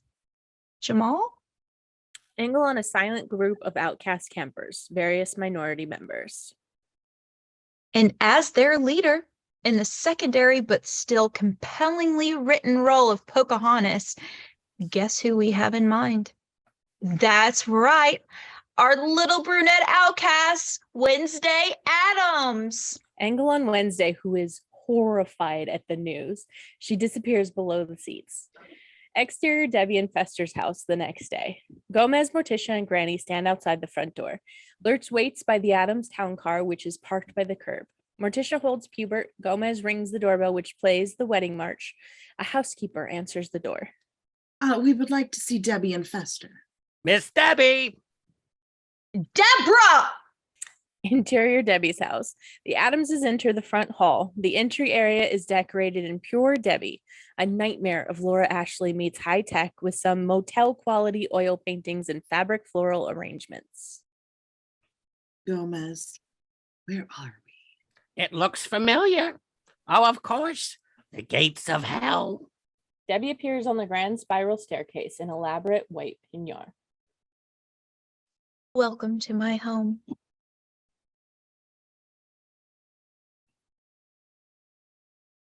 Gomez, Surprise!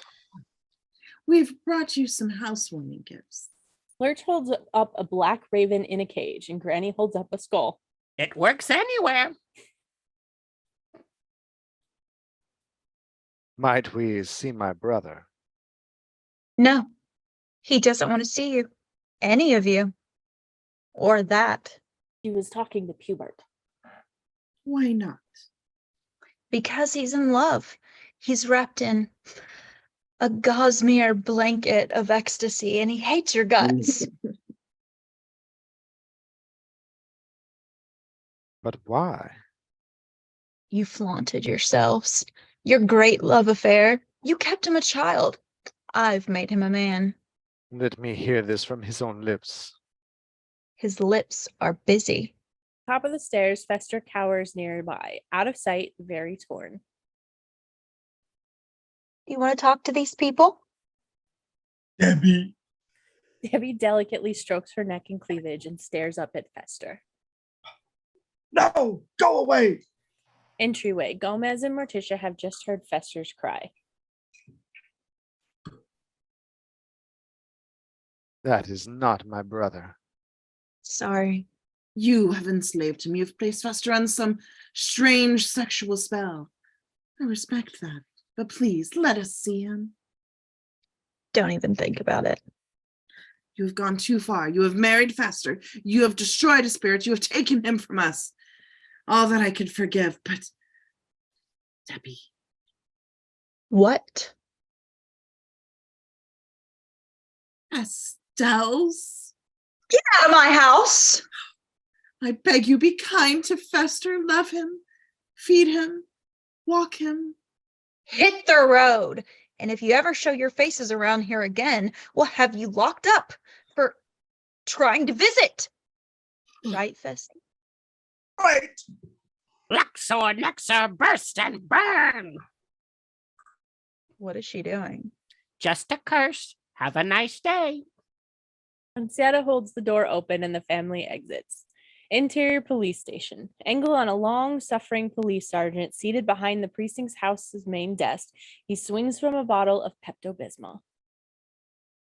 I'm warning you, I've had a bleeding ulcer, I have a kidney stones, and I have a headache. Don't push me. Of course, officer. I have but one single request. Yeah? I demand justice. Someone has married my brother. No! He took him to Hawaii. Get out of here. They have moved into a large, expensive home where they make love constantly. You got proof? Maybe pull her up. Arrest her. Arrest her at once, without delay. Who? Debbie, my brother's wife, the temptress of Waikiki. Thing strides onto the desk and bangs his fist for emphasis. Don't I know you? Thing? Lousy pickpocket. Why, I oughta... Let me get this straight. All right. You want this babe arrested because she and your brother are having too much fun. They have a lawn. And a mailbox. Hey, Have you heard enough? Who are you? What are you? Who moved the rock? Officer, you must issue a subpoena. I believe they own Gomez, no. a Buick. Just leave, quietly leave now. Don't make me call the Ringling Brothers. Has the planet gone mad? My brother, passion's hostage. I seek justice, denied. I shall not submit. I shall conquer. I shall rise. My name is Gomez Addams, and I have seen evil. Granny proudly holds up the baby. I have seen horror. Lurch smiles shyly and perhaps gives a little wave to the crowd. I have seen the unholy maggots which feast in the darkest recesses of the human soul. Oh, they're at camp. I have seen all of this, officer, but until today I have never seen. Hook 'em, book 'em, cook 'em now. Interior cell block. Morticia stands outside a cell. A warden is opening the cell door with a skeleton key. I forgot a warden. Addams, you Addams. made through. Gomez steps out of the cell. Are you all right, my darling? I was kept in that cell for 24 hours. For one full day I sat beside a thief, a hit-and-run driver, and a man with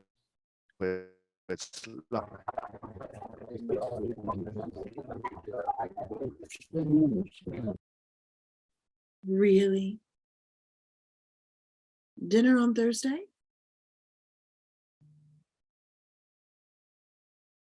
Testing.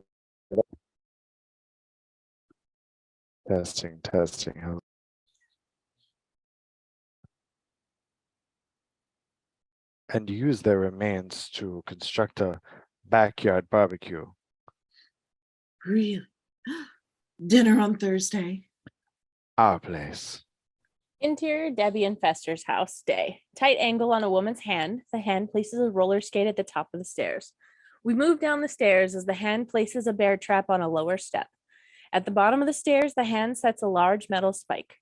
We boom up to reveal Debbie dressed in a summery swim outfit. Love lump, I'm at the pool. She exits. Exterior Debbie and Fester's house pool. Debbie's floating on a large pink inflatable raft in her new home's enormous pool. She wears sunglasses and sips a Diet Coke. From off screen, we hear a succession of horrible noises. As Fester trips, falls down a flight of stairs, encounters various obstacles, and screams. Fester appears at poolside, carrying roller skate and a large spike, perhaps with a bear trap on its head or arm. Snuggles. What? Oh, nothing. Come on, darling. It's heated. Oh, but I told you I can't swim. And I told you, I'll teach you. Just jump in. No.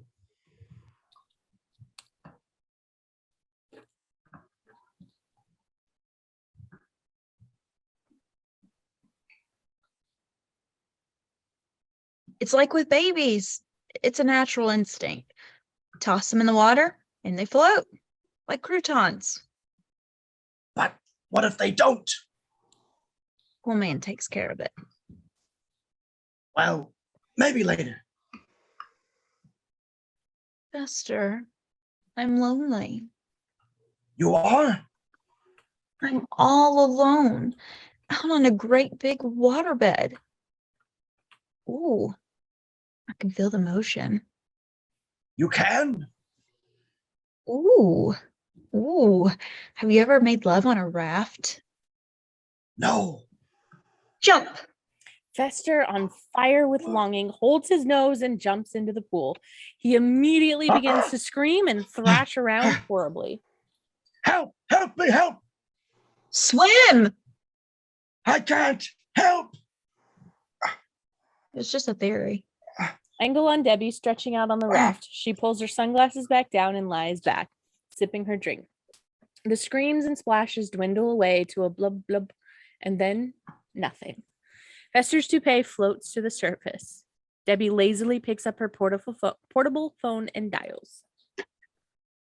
Hello, 911? What are you wearing? With a roar, Fester pops up in the water, bobbing like a pontoon. He lurches onto the raft in great high spirits. It worked! I can swim like a baby! Debbie looks stunned. Why did I doubt you? I love you, Debbie Addams. Fester begins to kiss Debbie's hand, and Debbie is not amused. Deborah. Exterior Chippewa stage, dress rehearsal day. The stage is filled with campers trying on costumes as Indians, pilgrims, turkeys, and pumpkins. Becky's supervising the fittings. She's got a pin cushion on her wrist and a tape measure around her neck.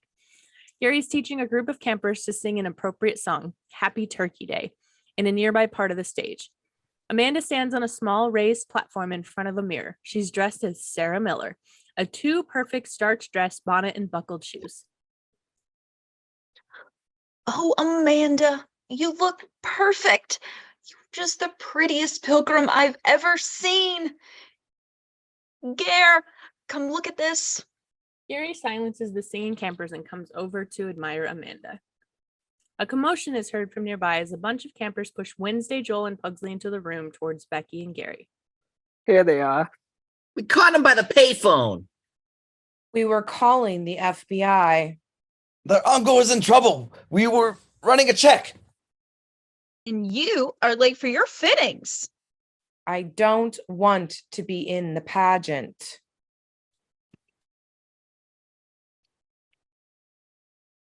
And you want to help me realize my vision? Your work is puerile and under-dramatized. You lack any sense of structure, character, or Aristotelian unities. Yeah. Young lady, I'm getting just a tad tired of your attitude problem. Everyone, campers, I have a wonderful idea. Wednesday and Pugsley and young Mr. Glicker, well, they've just never quite latched on to the Chippewa spirit. Nor have some of their little comrades. Angle on the other camp of misfits, the Asian boy, the Orthodox boy, the boy in the wheelchair, and the red-headed twins. They all stand cowering in the corner. Isn't that sad? Yes. Don't we just hate that? Yes. Don't we just wish they'd die? Yes. Oh, no, we don't. But you know what we are going to do with them? We're going to make them an example. We're going to show that anyone, no matter how odd or pale or chubby, can still have a darn good time, whether they like it or not.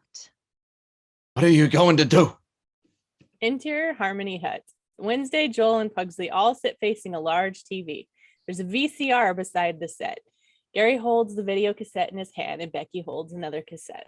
Yes, indeed, just the ticket. Bambi, Lassie comes home. the Little Mermaid. Stop it. He's only a child. Engel on Gary, smiling as he loads the first cassette into the VCR. Don't worry. We're getting out of here.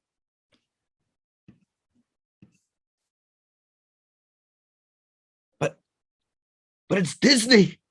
Engel on Wednesday, taking a deep breath. Exterior Harmony Hut, day dissolving to night.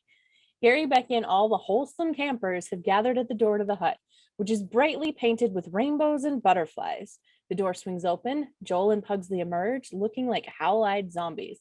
Wednesday follows them. Well, Excuse you. Well, good evening. Is there anything you'd like to say to everyone? Yes, And just what that might be.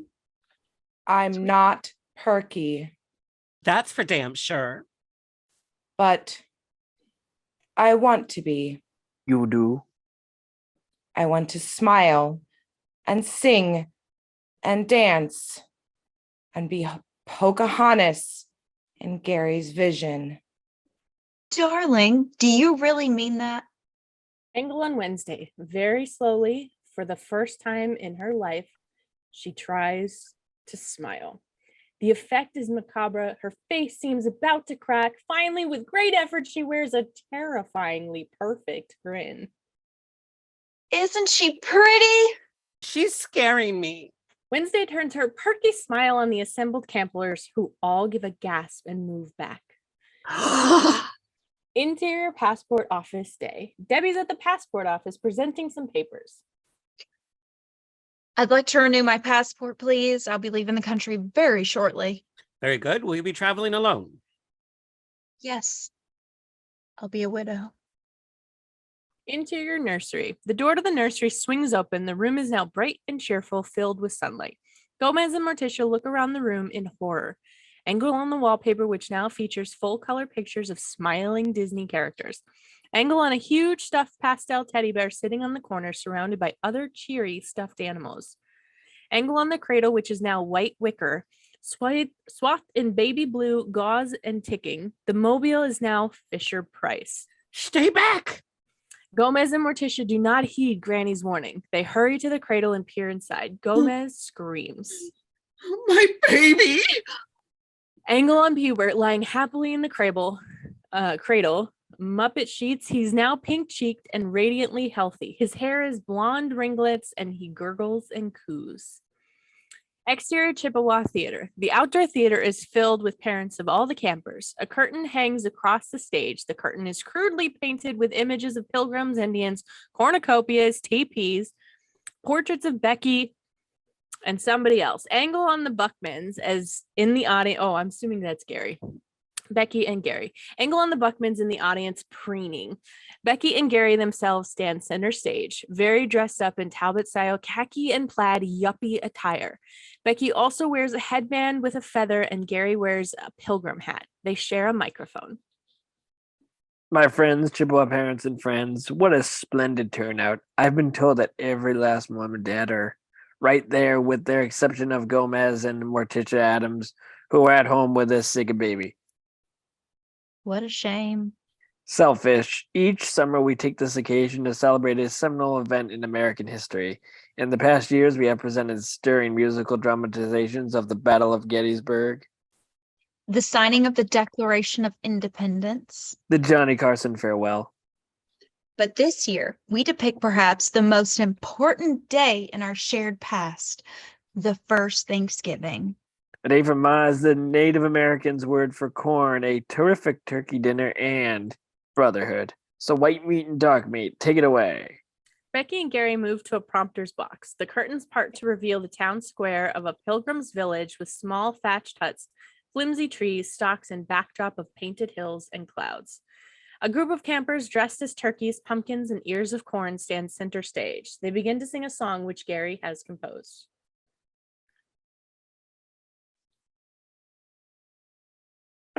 I don't think anyone wants to sing it. Eat us. Eat Yes. us. Us, pilgrims and Pilgrims and Indians. Indians. Eat us. us. United Forks. Eat us Us on on Thanksgiving Day. Interior Addams kitchen. Granny's examining Pubert. Pubert lies in an ancient cloth at the center of the pentagram. The candles burn in the points of the pentagram. Other odd items are set around the baby. A pair of crossed daggers, a monkey's paw, and shrunken head. There's also a stack of antique leather-bound books, all open to various pages. Gomez and Morticia watch Granny's ritual, and Lurch stands nearby. Gravitas and Grito Pumba Hex. Fresh zebra blood. Lurch hands Granny a small vial of red liquid. She puts a drop on her finger and dabs the blood on Pubert's forehead. Soil from a grave in Potter's Field. Thing pulls a little wagon heaped with soil. Granny takes a handful and deposits 2 small piles on either side of Pubert's body. A diet soft drink. Gomez hands Granny a bottle of Diet Coke. # not sponsored. She sips and hands it back. Thank you. Lombard, Dyson, Pox, and Thither. Cured Brattle, Bone, and Brine. Bone and Brine. Granny turns to Gomez and Morticia. He's stubborn. It works on cats. Are you sure this is fresh zebra blood? Was there a date on it? Mama, what are we going to do?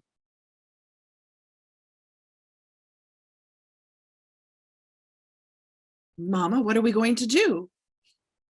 Ask your husband. Is it hopeless?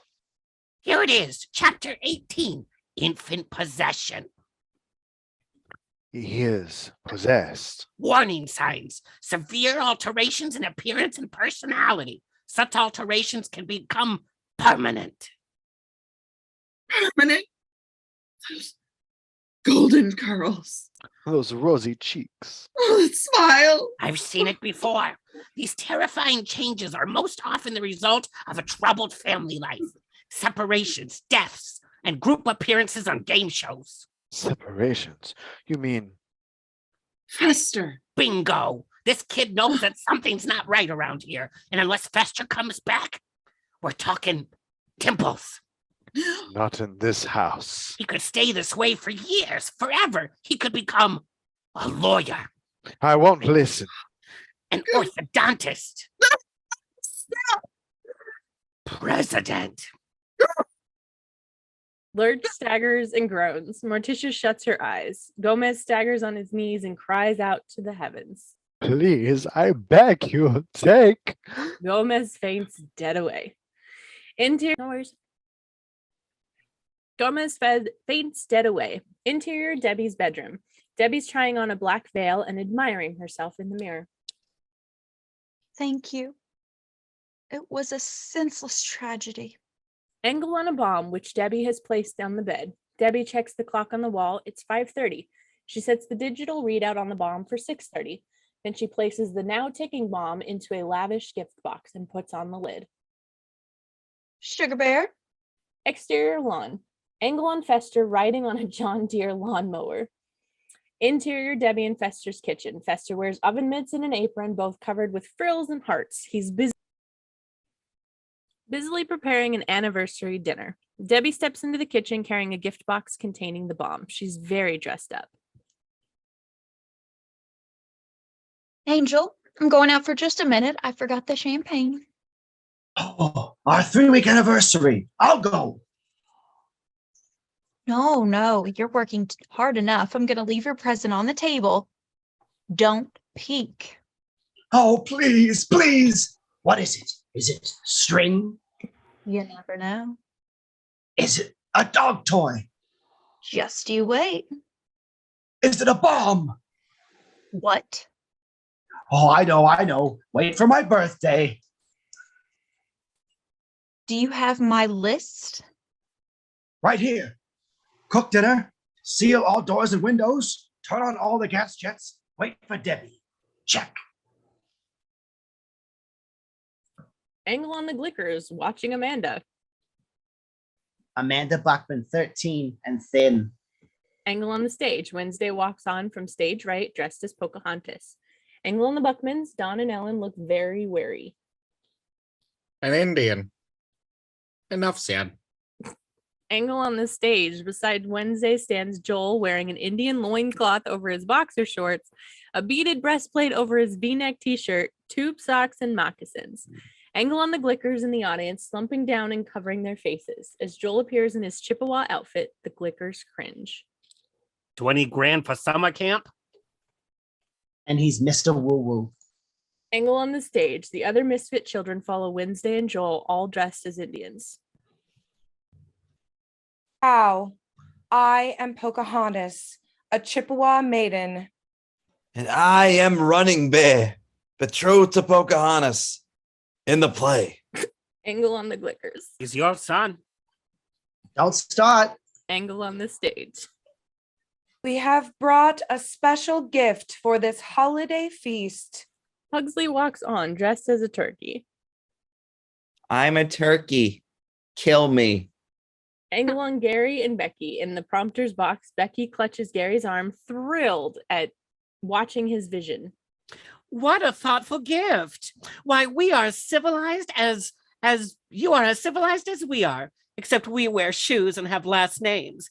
Welcome to our table, our new perimeter friends.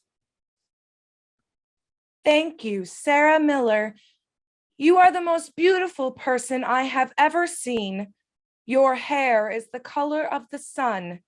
Your skin is like fresh milk, and everyone loves you. Stop. Sit. Angle on the Buckmans.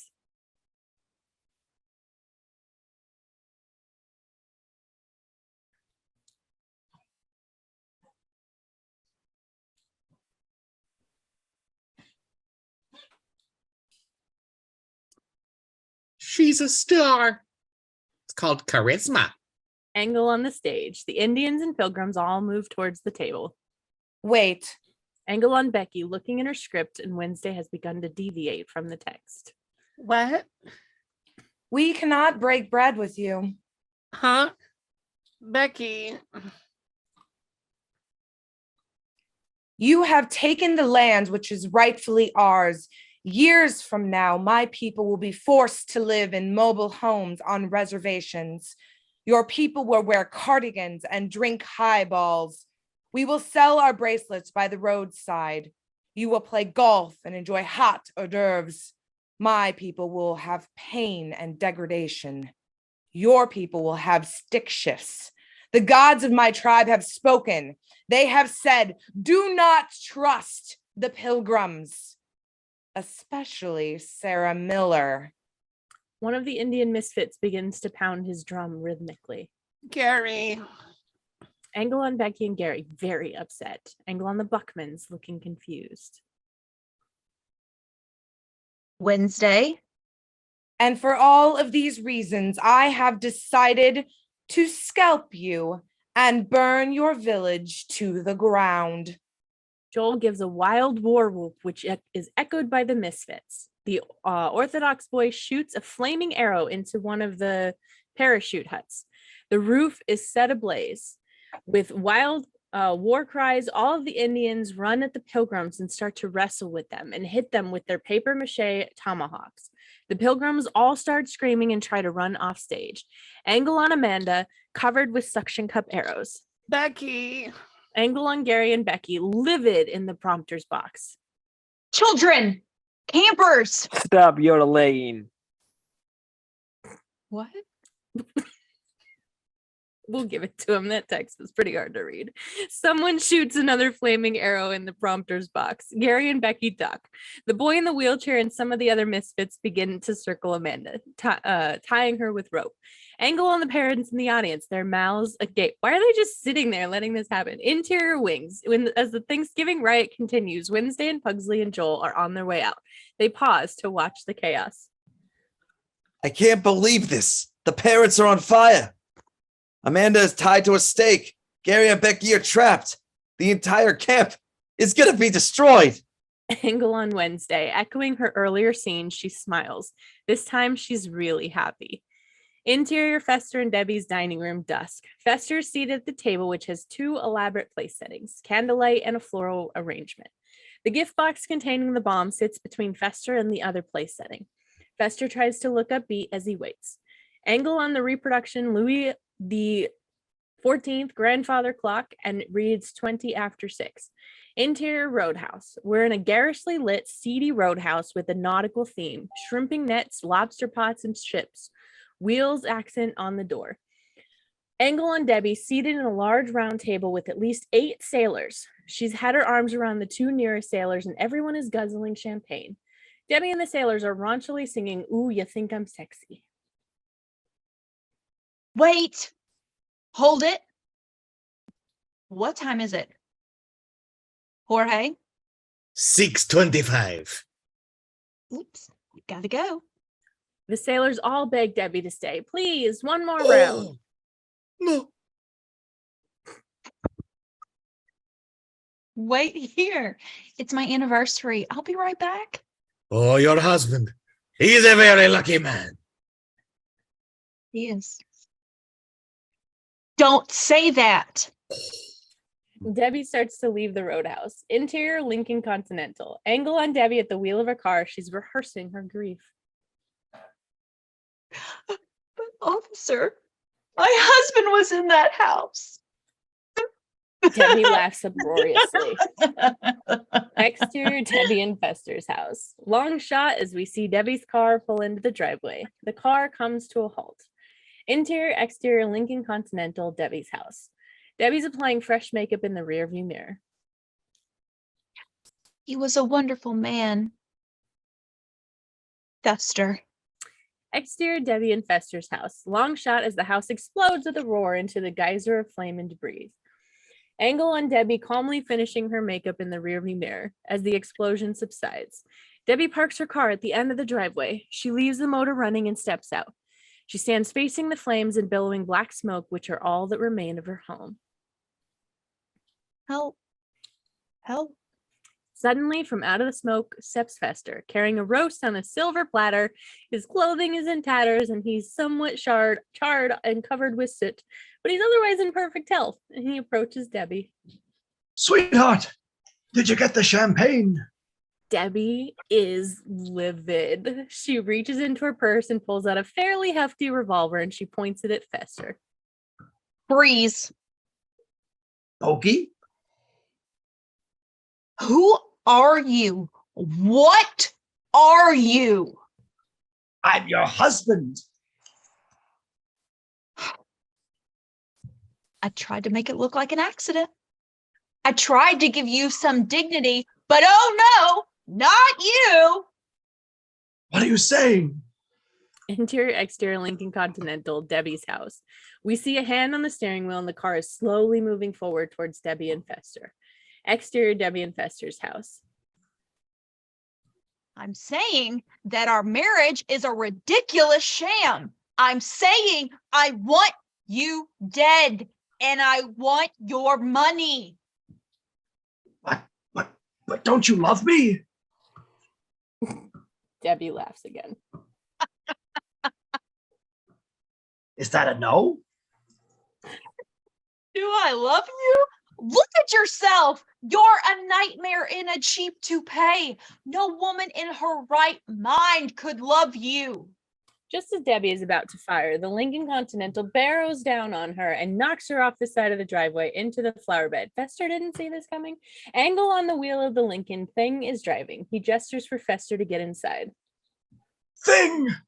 Fester jumps into the car, which slams into reverse and takes off down the driveway. Angle on Debbie, groveling in the dirt of the flower bed, covered with soot. She takes the pot shot with her pistol and departs at the departing Lincoln. I'll get you and your little hand too. Exterior Camp Chippewa dusk. We are near the fence around the camp. The barbed wire has already been cut. Wednesday, in her normal clothes, stands outside the wire. Joel, still in his Indian costume, stands on the Chippewa side of the fence.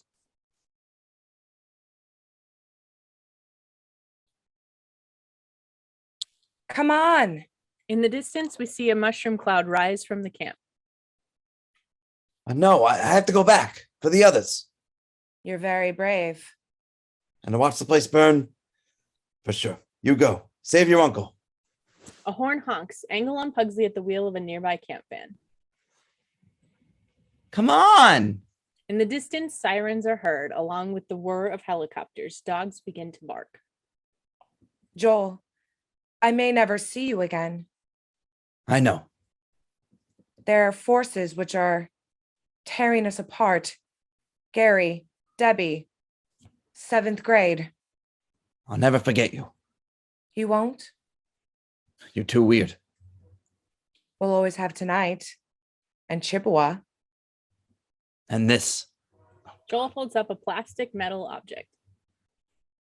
What is it? Amanda's retainer. He hands the retainer to Wednesday, and she's very touched. Cara mia. Mon cher. Joel and Wednesday lean forward over the fence for a brief kiss. Immediately afterwards, they both solemnly wipe their mouths. Yuck. Exterior street. Debbie's car is weaving in and out of traffic, running up on the curb to pass slower cars in front of hers. Interior nursery. Morticia sits in the now cheerful nursery beside the cradle. She holds a children's book in her lap. She's trying to read aloud to Pubert. We looked, then we saw him stand up on the mat. We looked and we saw him. The cat in the hat.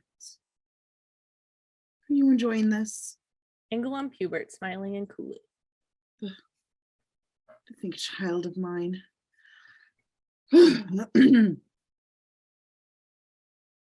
No, it's wet and the sun is not sunny, but we can have lots of good fun that is funny. Oh no. He lives. Oh. Granny enters, very agitated. Come on, it's Gomez. Granny exits and Morticia follows. Interior Morticia and Gomez's bedroom night. Gomez is lying in bed, deathly ill. He wears pajamas and a fez, his bed surrounded with arcane medical instruments. Granny and Morticia sit on either side of him, and Morticia holds his hand. Granny tries to feed him soup. Vester. Vester. Lie still, Moshe. Oh, Have some soup, just a taste before it clots. Gomez refuses the soup and begins to sing. swing low, sweet chariot, coming for to carry me home. Gomez tries to punctuate his hymn with finger snaps as the Addams family theme, but his fingers won't snap. My baby is ill. My husband is dying. Oh, Mama, what shall I do? Well, you have a black dress. Suddenly, the bedroom door swings open. Fester appears. Gomez! Morticia! Granny! Fester!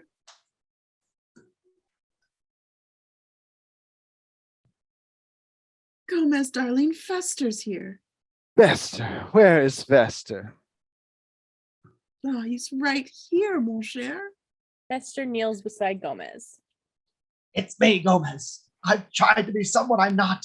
Someone terrible, someone wrong, someone clean. I live in shame and the suburbs. But you belong to Debbie. You are Debbie's love toy. You are Mr. Debbie.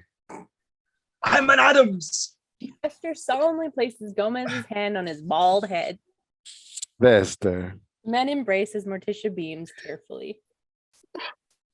Mama. Can you ever forgive me for all I've done, the betrayal, the destruction of our most sacred bond, and worst of all, What? I sent the children to camp. Wednesday and Pugsley appear at the door. Uncle Fester!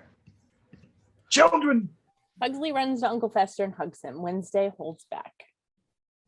my darling, You sent us to camp. I'm an animal. They made us sing. Wednesday sighs and runs to Fester and hugs him. Everyone's now on or around the bed. Ah, my own dear family, how I've missed you all. Lurch, standing by the door, looks a little lonely. Every last one of you. Lurch bashfully joins the crowd on the bed. Anglon Thang standing in the doorway. My savior. Thang scampers over and hurls himself onto the bed onto Fester's head. Oh, Gomez. Our family, together at last. 3 generations above ground.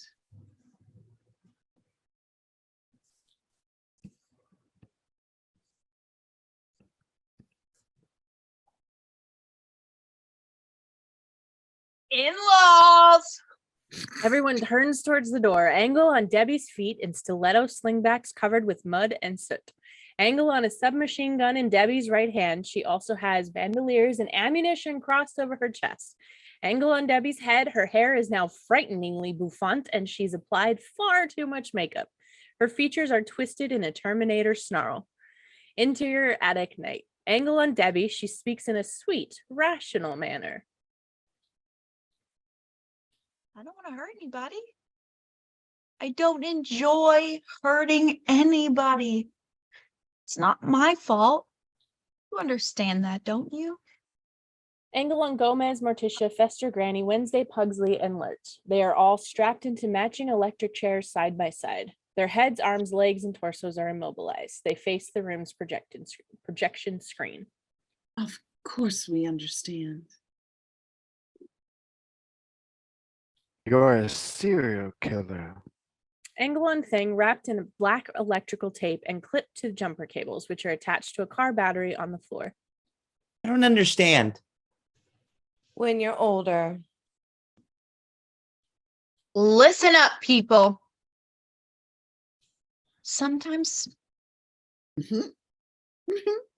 there are just words that I just can't really gather. And sometimes I have to use persuasion and slides. Angle on the projection screen, a click. We see a picture of wholesome middle-aged couple. My parents, Sharon and Dave, doting, generous, or were. All I ever wanted was a Barbie in her pretty pink tutu. My birthday. I was 10. And you know what they got me? Do you know? A click. A slide appears of a Barbie doll in a bathing suit with a tan. Malibu Barbie. That's not what I wanted. That's not who I was. I was a ballerina. Graceful, delicate. They had to go. A click. The slide switches to a picture of suburban house in flames. Malibu Barbie. The nightmare. The tan. A click. A slide appears of a handsome man dressed as a surgeon. My first husband, the heart surgeon. All day long. Coronaries, transplants. What about your needs? Sorry about dinner, Deb. The Pope has a cold. A click. The slide changes to a photo of the surgeon cowering, raising his arms to ward off an assailant. The shadow of an axe falls across his body. An axe, Debbie. Ah, an axe that takes me back. A click. The slide changes to a shot of a stalwart Reagan-looking man in a business suit, posed before an American flag. Husband number 2, the senator. He loved his state. He loved his country. What about Debbie? Engel on Lurch, nodding sympathetically. Sorry, Debbie. No more Sadies this year. We have to set an example. Oh, yeah? Set this. The slide changes to a shot of the senator in the driveway of his home, backing away in terror, illuminated by the headlights of an oncoming Mercedes. Love and marriage. Hit and run. A click. Debbie flips to, on the final slide, a portrait of herself and Fester from the wedding. My last husband. My latest husband. My late husband. Fester. The fool. Lover. The husband. The corpse. And his adorable family. You took me in. You accepted me. You gave me a wedding. But did any of you love me? Really love me? Hands.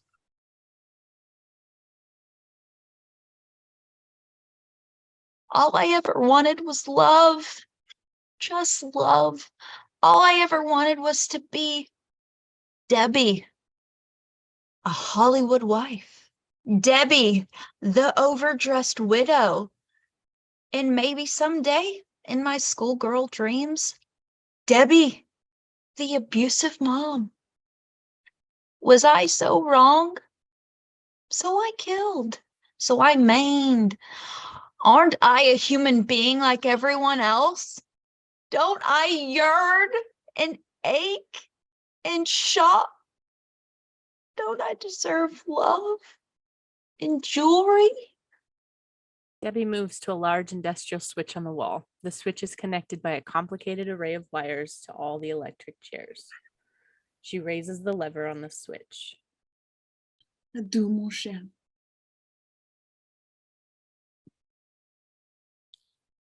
Adios, cara mia. Debbie, please. I'm the oldest. I've lived a long, full life. Let me live. I'll show you around. Sorry. Debbie, let them go. Take me and my money. For what I've done, I deserve to die. That's too sweet. But we couldn't. He sent us to camp.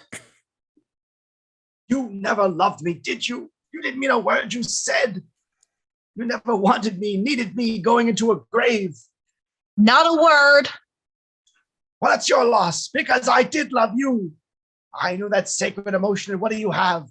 Bloodlust and spite, and the fever to kill. It isn't enough. Fester. Don't judge. Goodbye, everyone. Wish me luck. Good luck. Debbie pulls the lever. Instead of the electric chairs going off, the current all flows to Debbie's body via the lever. She is completely illuminated and rises several feet off the floor. She's electrocuted in a dazzling shower of sparks. Angle on the faces of the family, illuminated by the fireworks. They are dazzled. Angle on all that is left of Debbie, a pile of gaudy earrings, spike heels, and charge cards. Angle on Pubert, now restored to his former macabre self. He is tangled in the wires from the electric chairs and has been chewing on them. He was responsible for reversing the current and electrifying Debbie. Interior second floor corridor 9 months later. Pugsley holds Pubert in his lap and they seem very friendly. Hi, Pubert. Hi, baby. It's your birthday. Angle on Morticia and Gomez in the doorway, watching this touching scene. And to think we were worried. Perhaps Debbie taught us all something. Something about love. Gomez kisses Morticia's hand and they exit. Angle on Wednesday holding out an Addams town car pull toy. Here, Pubert. Here's a present. I love you. Pugsley holds Pubert and he begins to crawl towards Wednesday, who moves the pull toy along on a string. Angle on Pubert crawling towards the camera.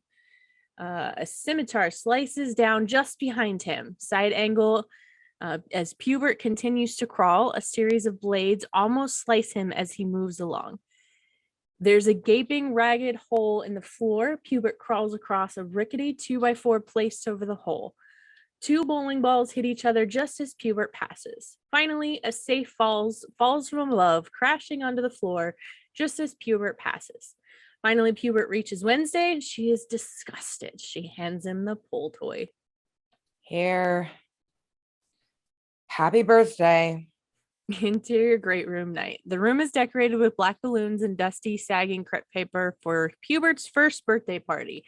Fester, Wednesday, and Pugsley are wrapping gifts. A birthday party. What a treat. And to think I might have missed all this. What was I thinking of? Physical pleasure. Uncle Fester, do you miss Debbie? Well, sometimes late at night, I remember how she'd turn to me and say, Jesus, Fester, go back to your room. Margaret and cousin It enter. It pushes What in a stroller. Are we late? Oh, not at all. We're just getting ready. I hope no one minds. We brought along a guest. A woman enters in a nanny uniform. She wears a coat and hat. This is our new nanny, Dementia. Dementia removes her hat. She's gleamingly bald, gazes at Fester. Angle on Fester, love struck. How do you do? Interior great room. Gomez stands with a glass of champagne. A toast to the glorious mysteries of life, to all that binds a family as one, to mirth, to merriment, to manslaughter. Everyone agrees. Here, Hear, here. hear. Yes. Indeed. Bravo. To dear friends. Angle on Margaret, It and What. Margaret raises her champagne glass. To new friends. Angle on Fester and Dementia raising their glasses. To youth. Angle on Wednesday and Joel raising their glasses. Joel is now dressed just like Gomez in a velvet smoking jacket with his hair slicked back. How do I look? Disturbing. Angle on Gomez and Morticia. To passion. To paradise To pain. tonight. Gomez and Morticia begin to entwine their arms for a sensuous toast. Make way for the birthday boy. Granny enters carrying Pubert. Pugsley follows wheeling in the cake. Everyone gathers around the cake, oohing and awing. Thing, will you do the honors? Bing lights the single candle on the cake, which reads, Happy Birthday, Pubert. Angle on Lurch at the organ. He's wearing a jolly cone-shaped party hat and strikes up Happy Birthday.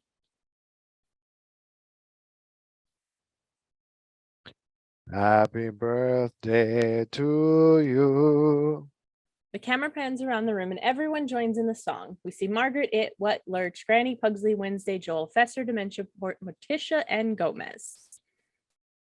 Happy Happy birthday birthday to you. Happy birthday, birthday, dear Pubert.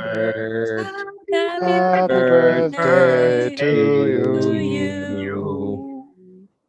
Granny holds Pubert close to the candle so he can blow it out. Exterior Addams house night. As the song ends, there's a pause. Then, as Pubert blows out his candle, a huge fire tool explodes in the house, filling every window with bright orange flame. The entire house glows and seems about to blow apart. Then the house returns to normal. The Addams family themes begins with finger snaps. Fade out. The end. Yay! Oh my god. Sorry for the script. It was missing some pages. Yay, script fly for not having all the pages. Anyway, thanks for watching. Everyone did a great job and have a good night.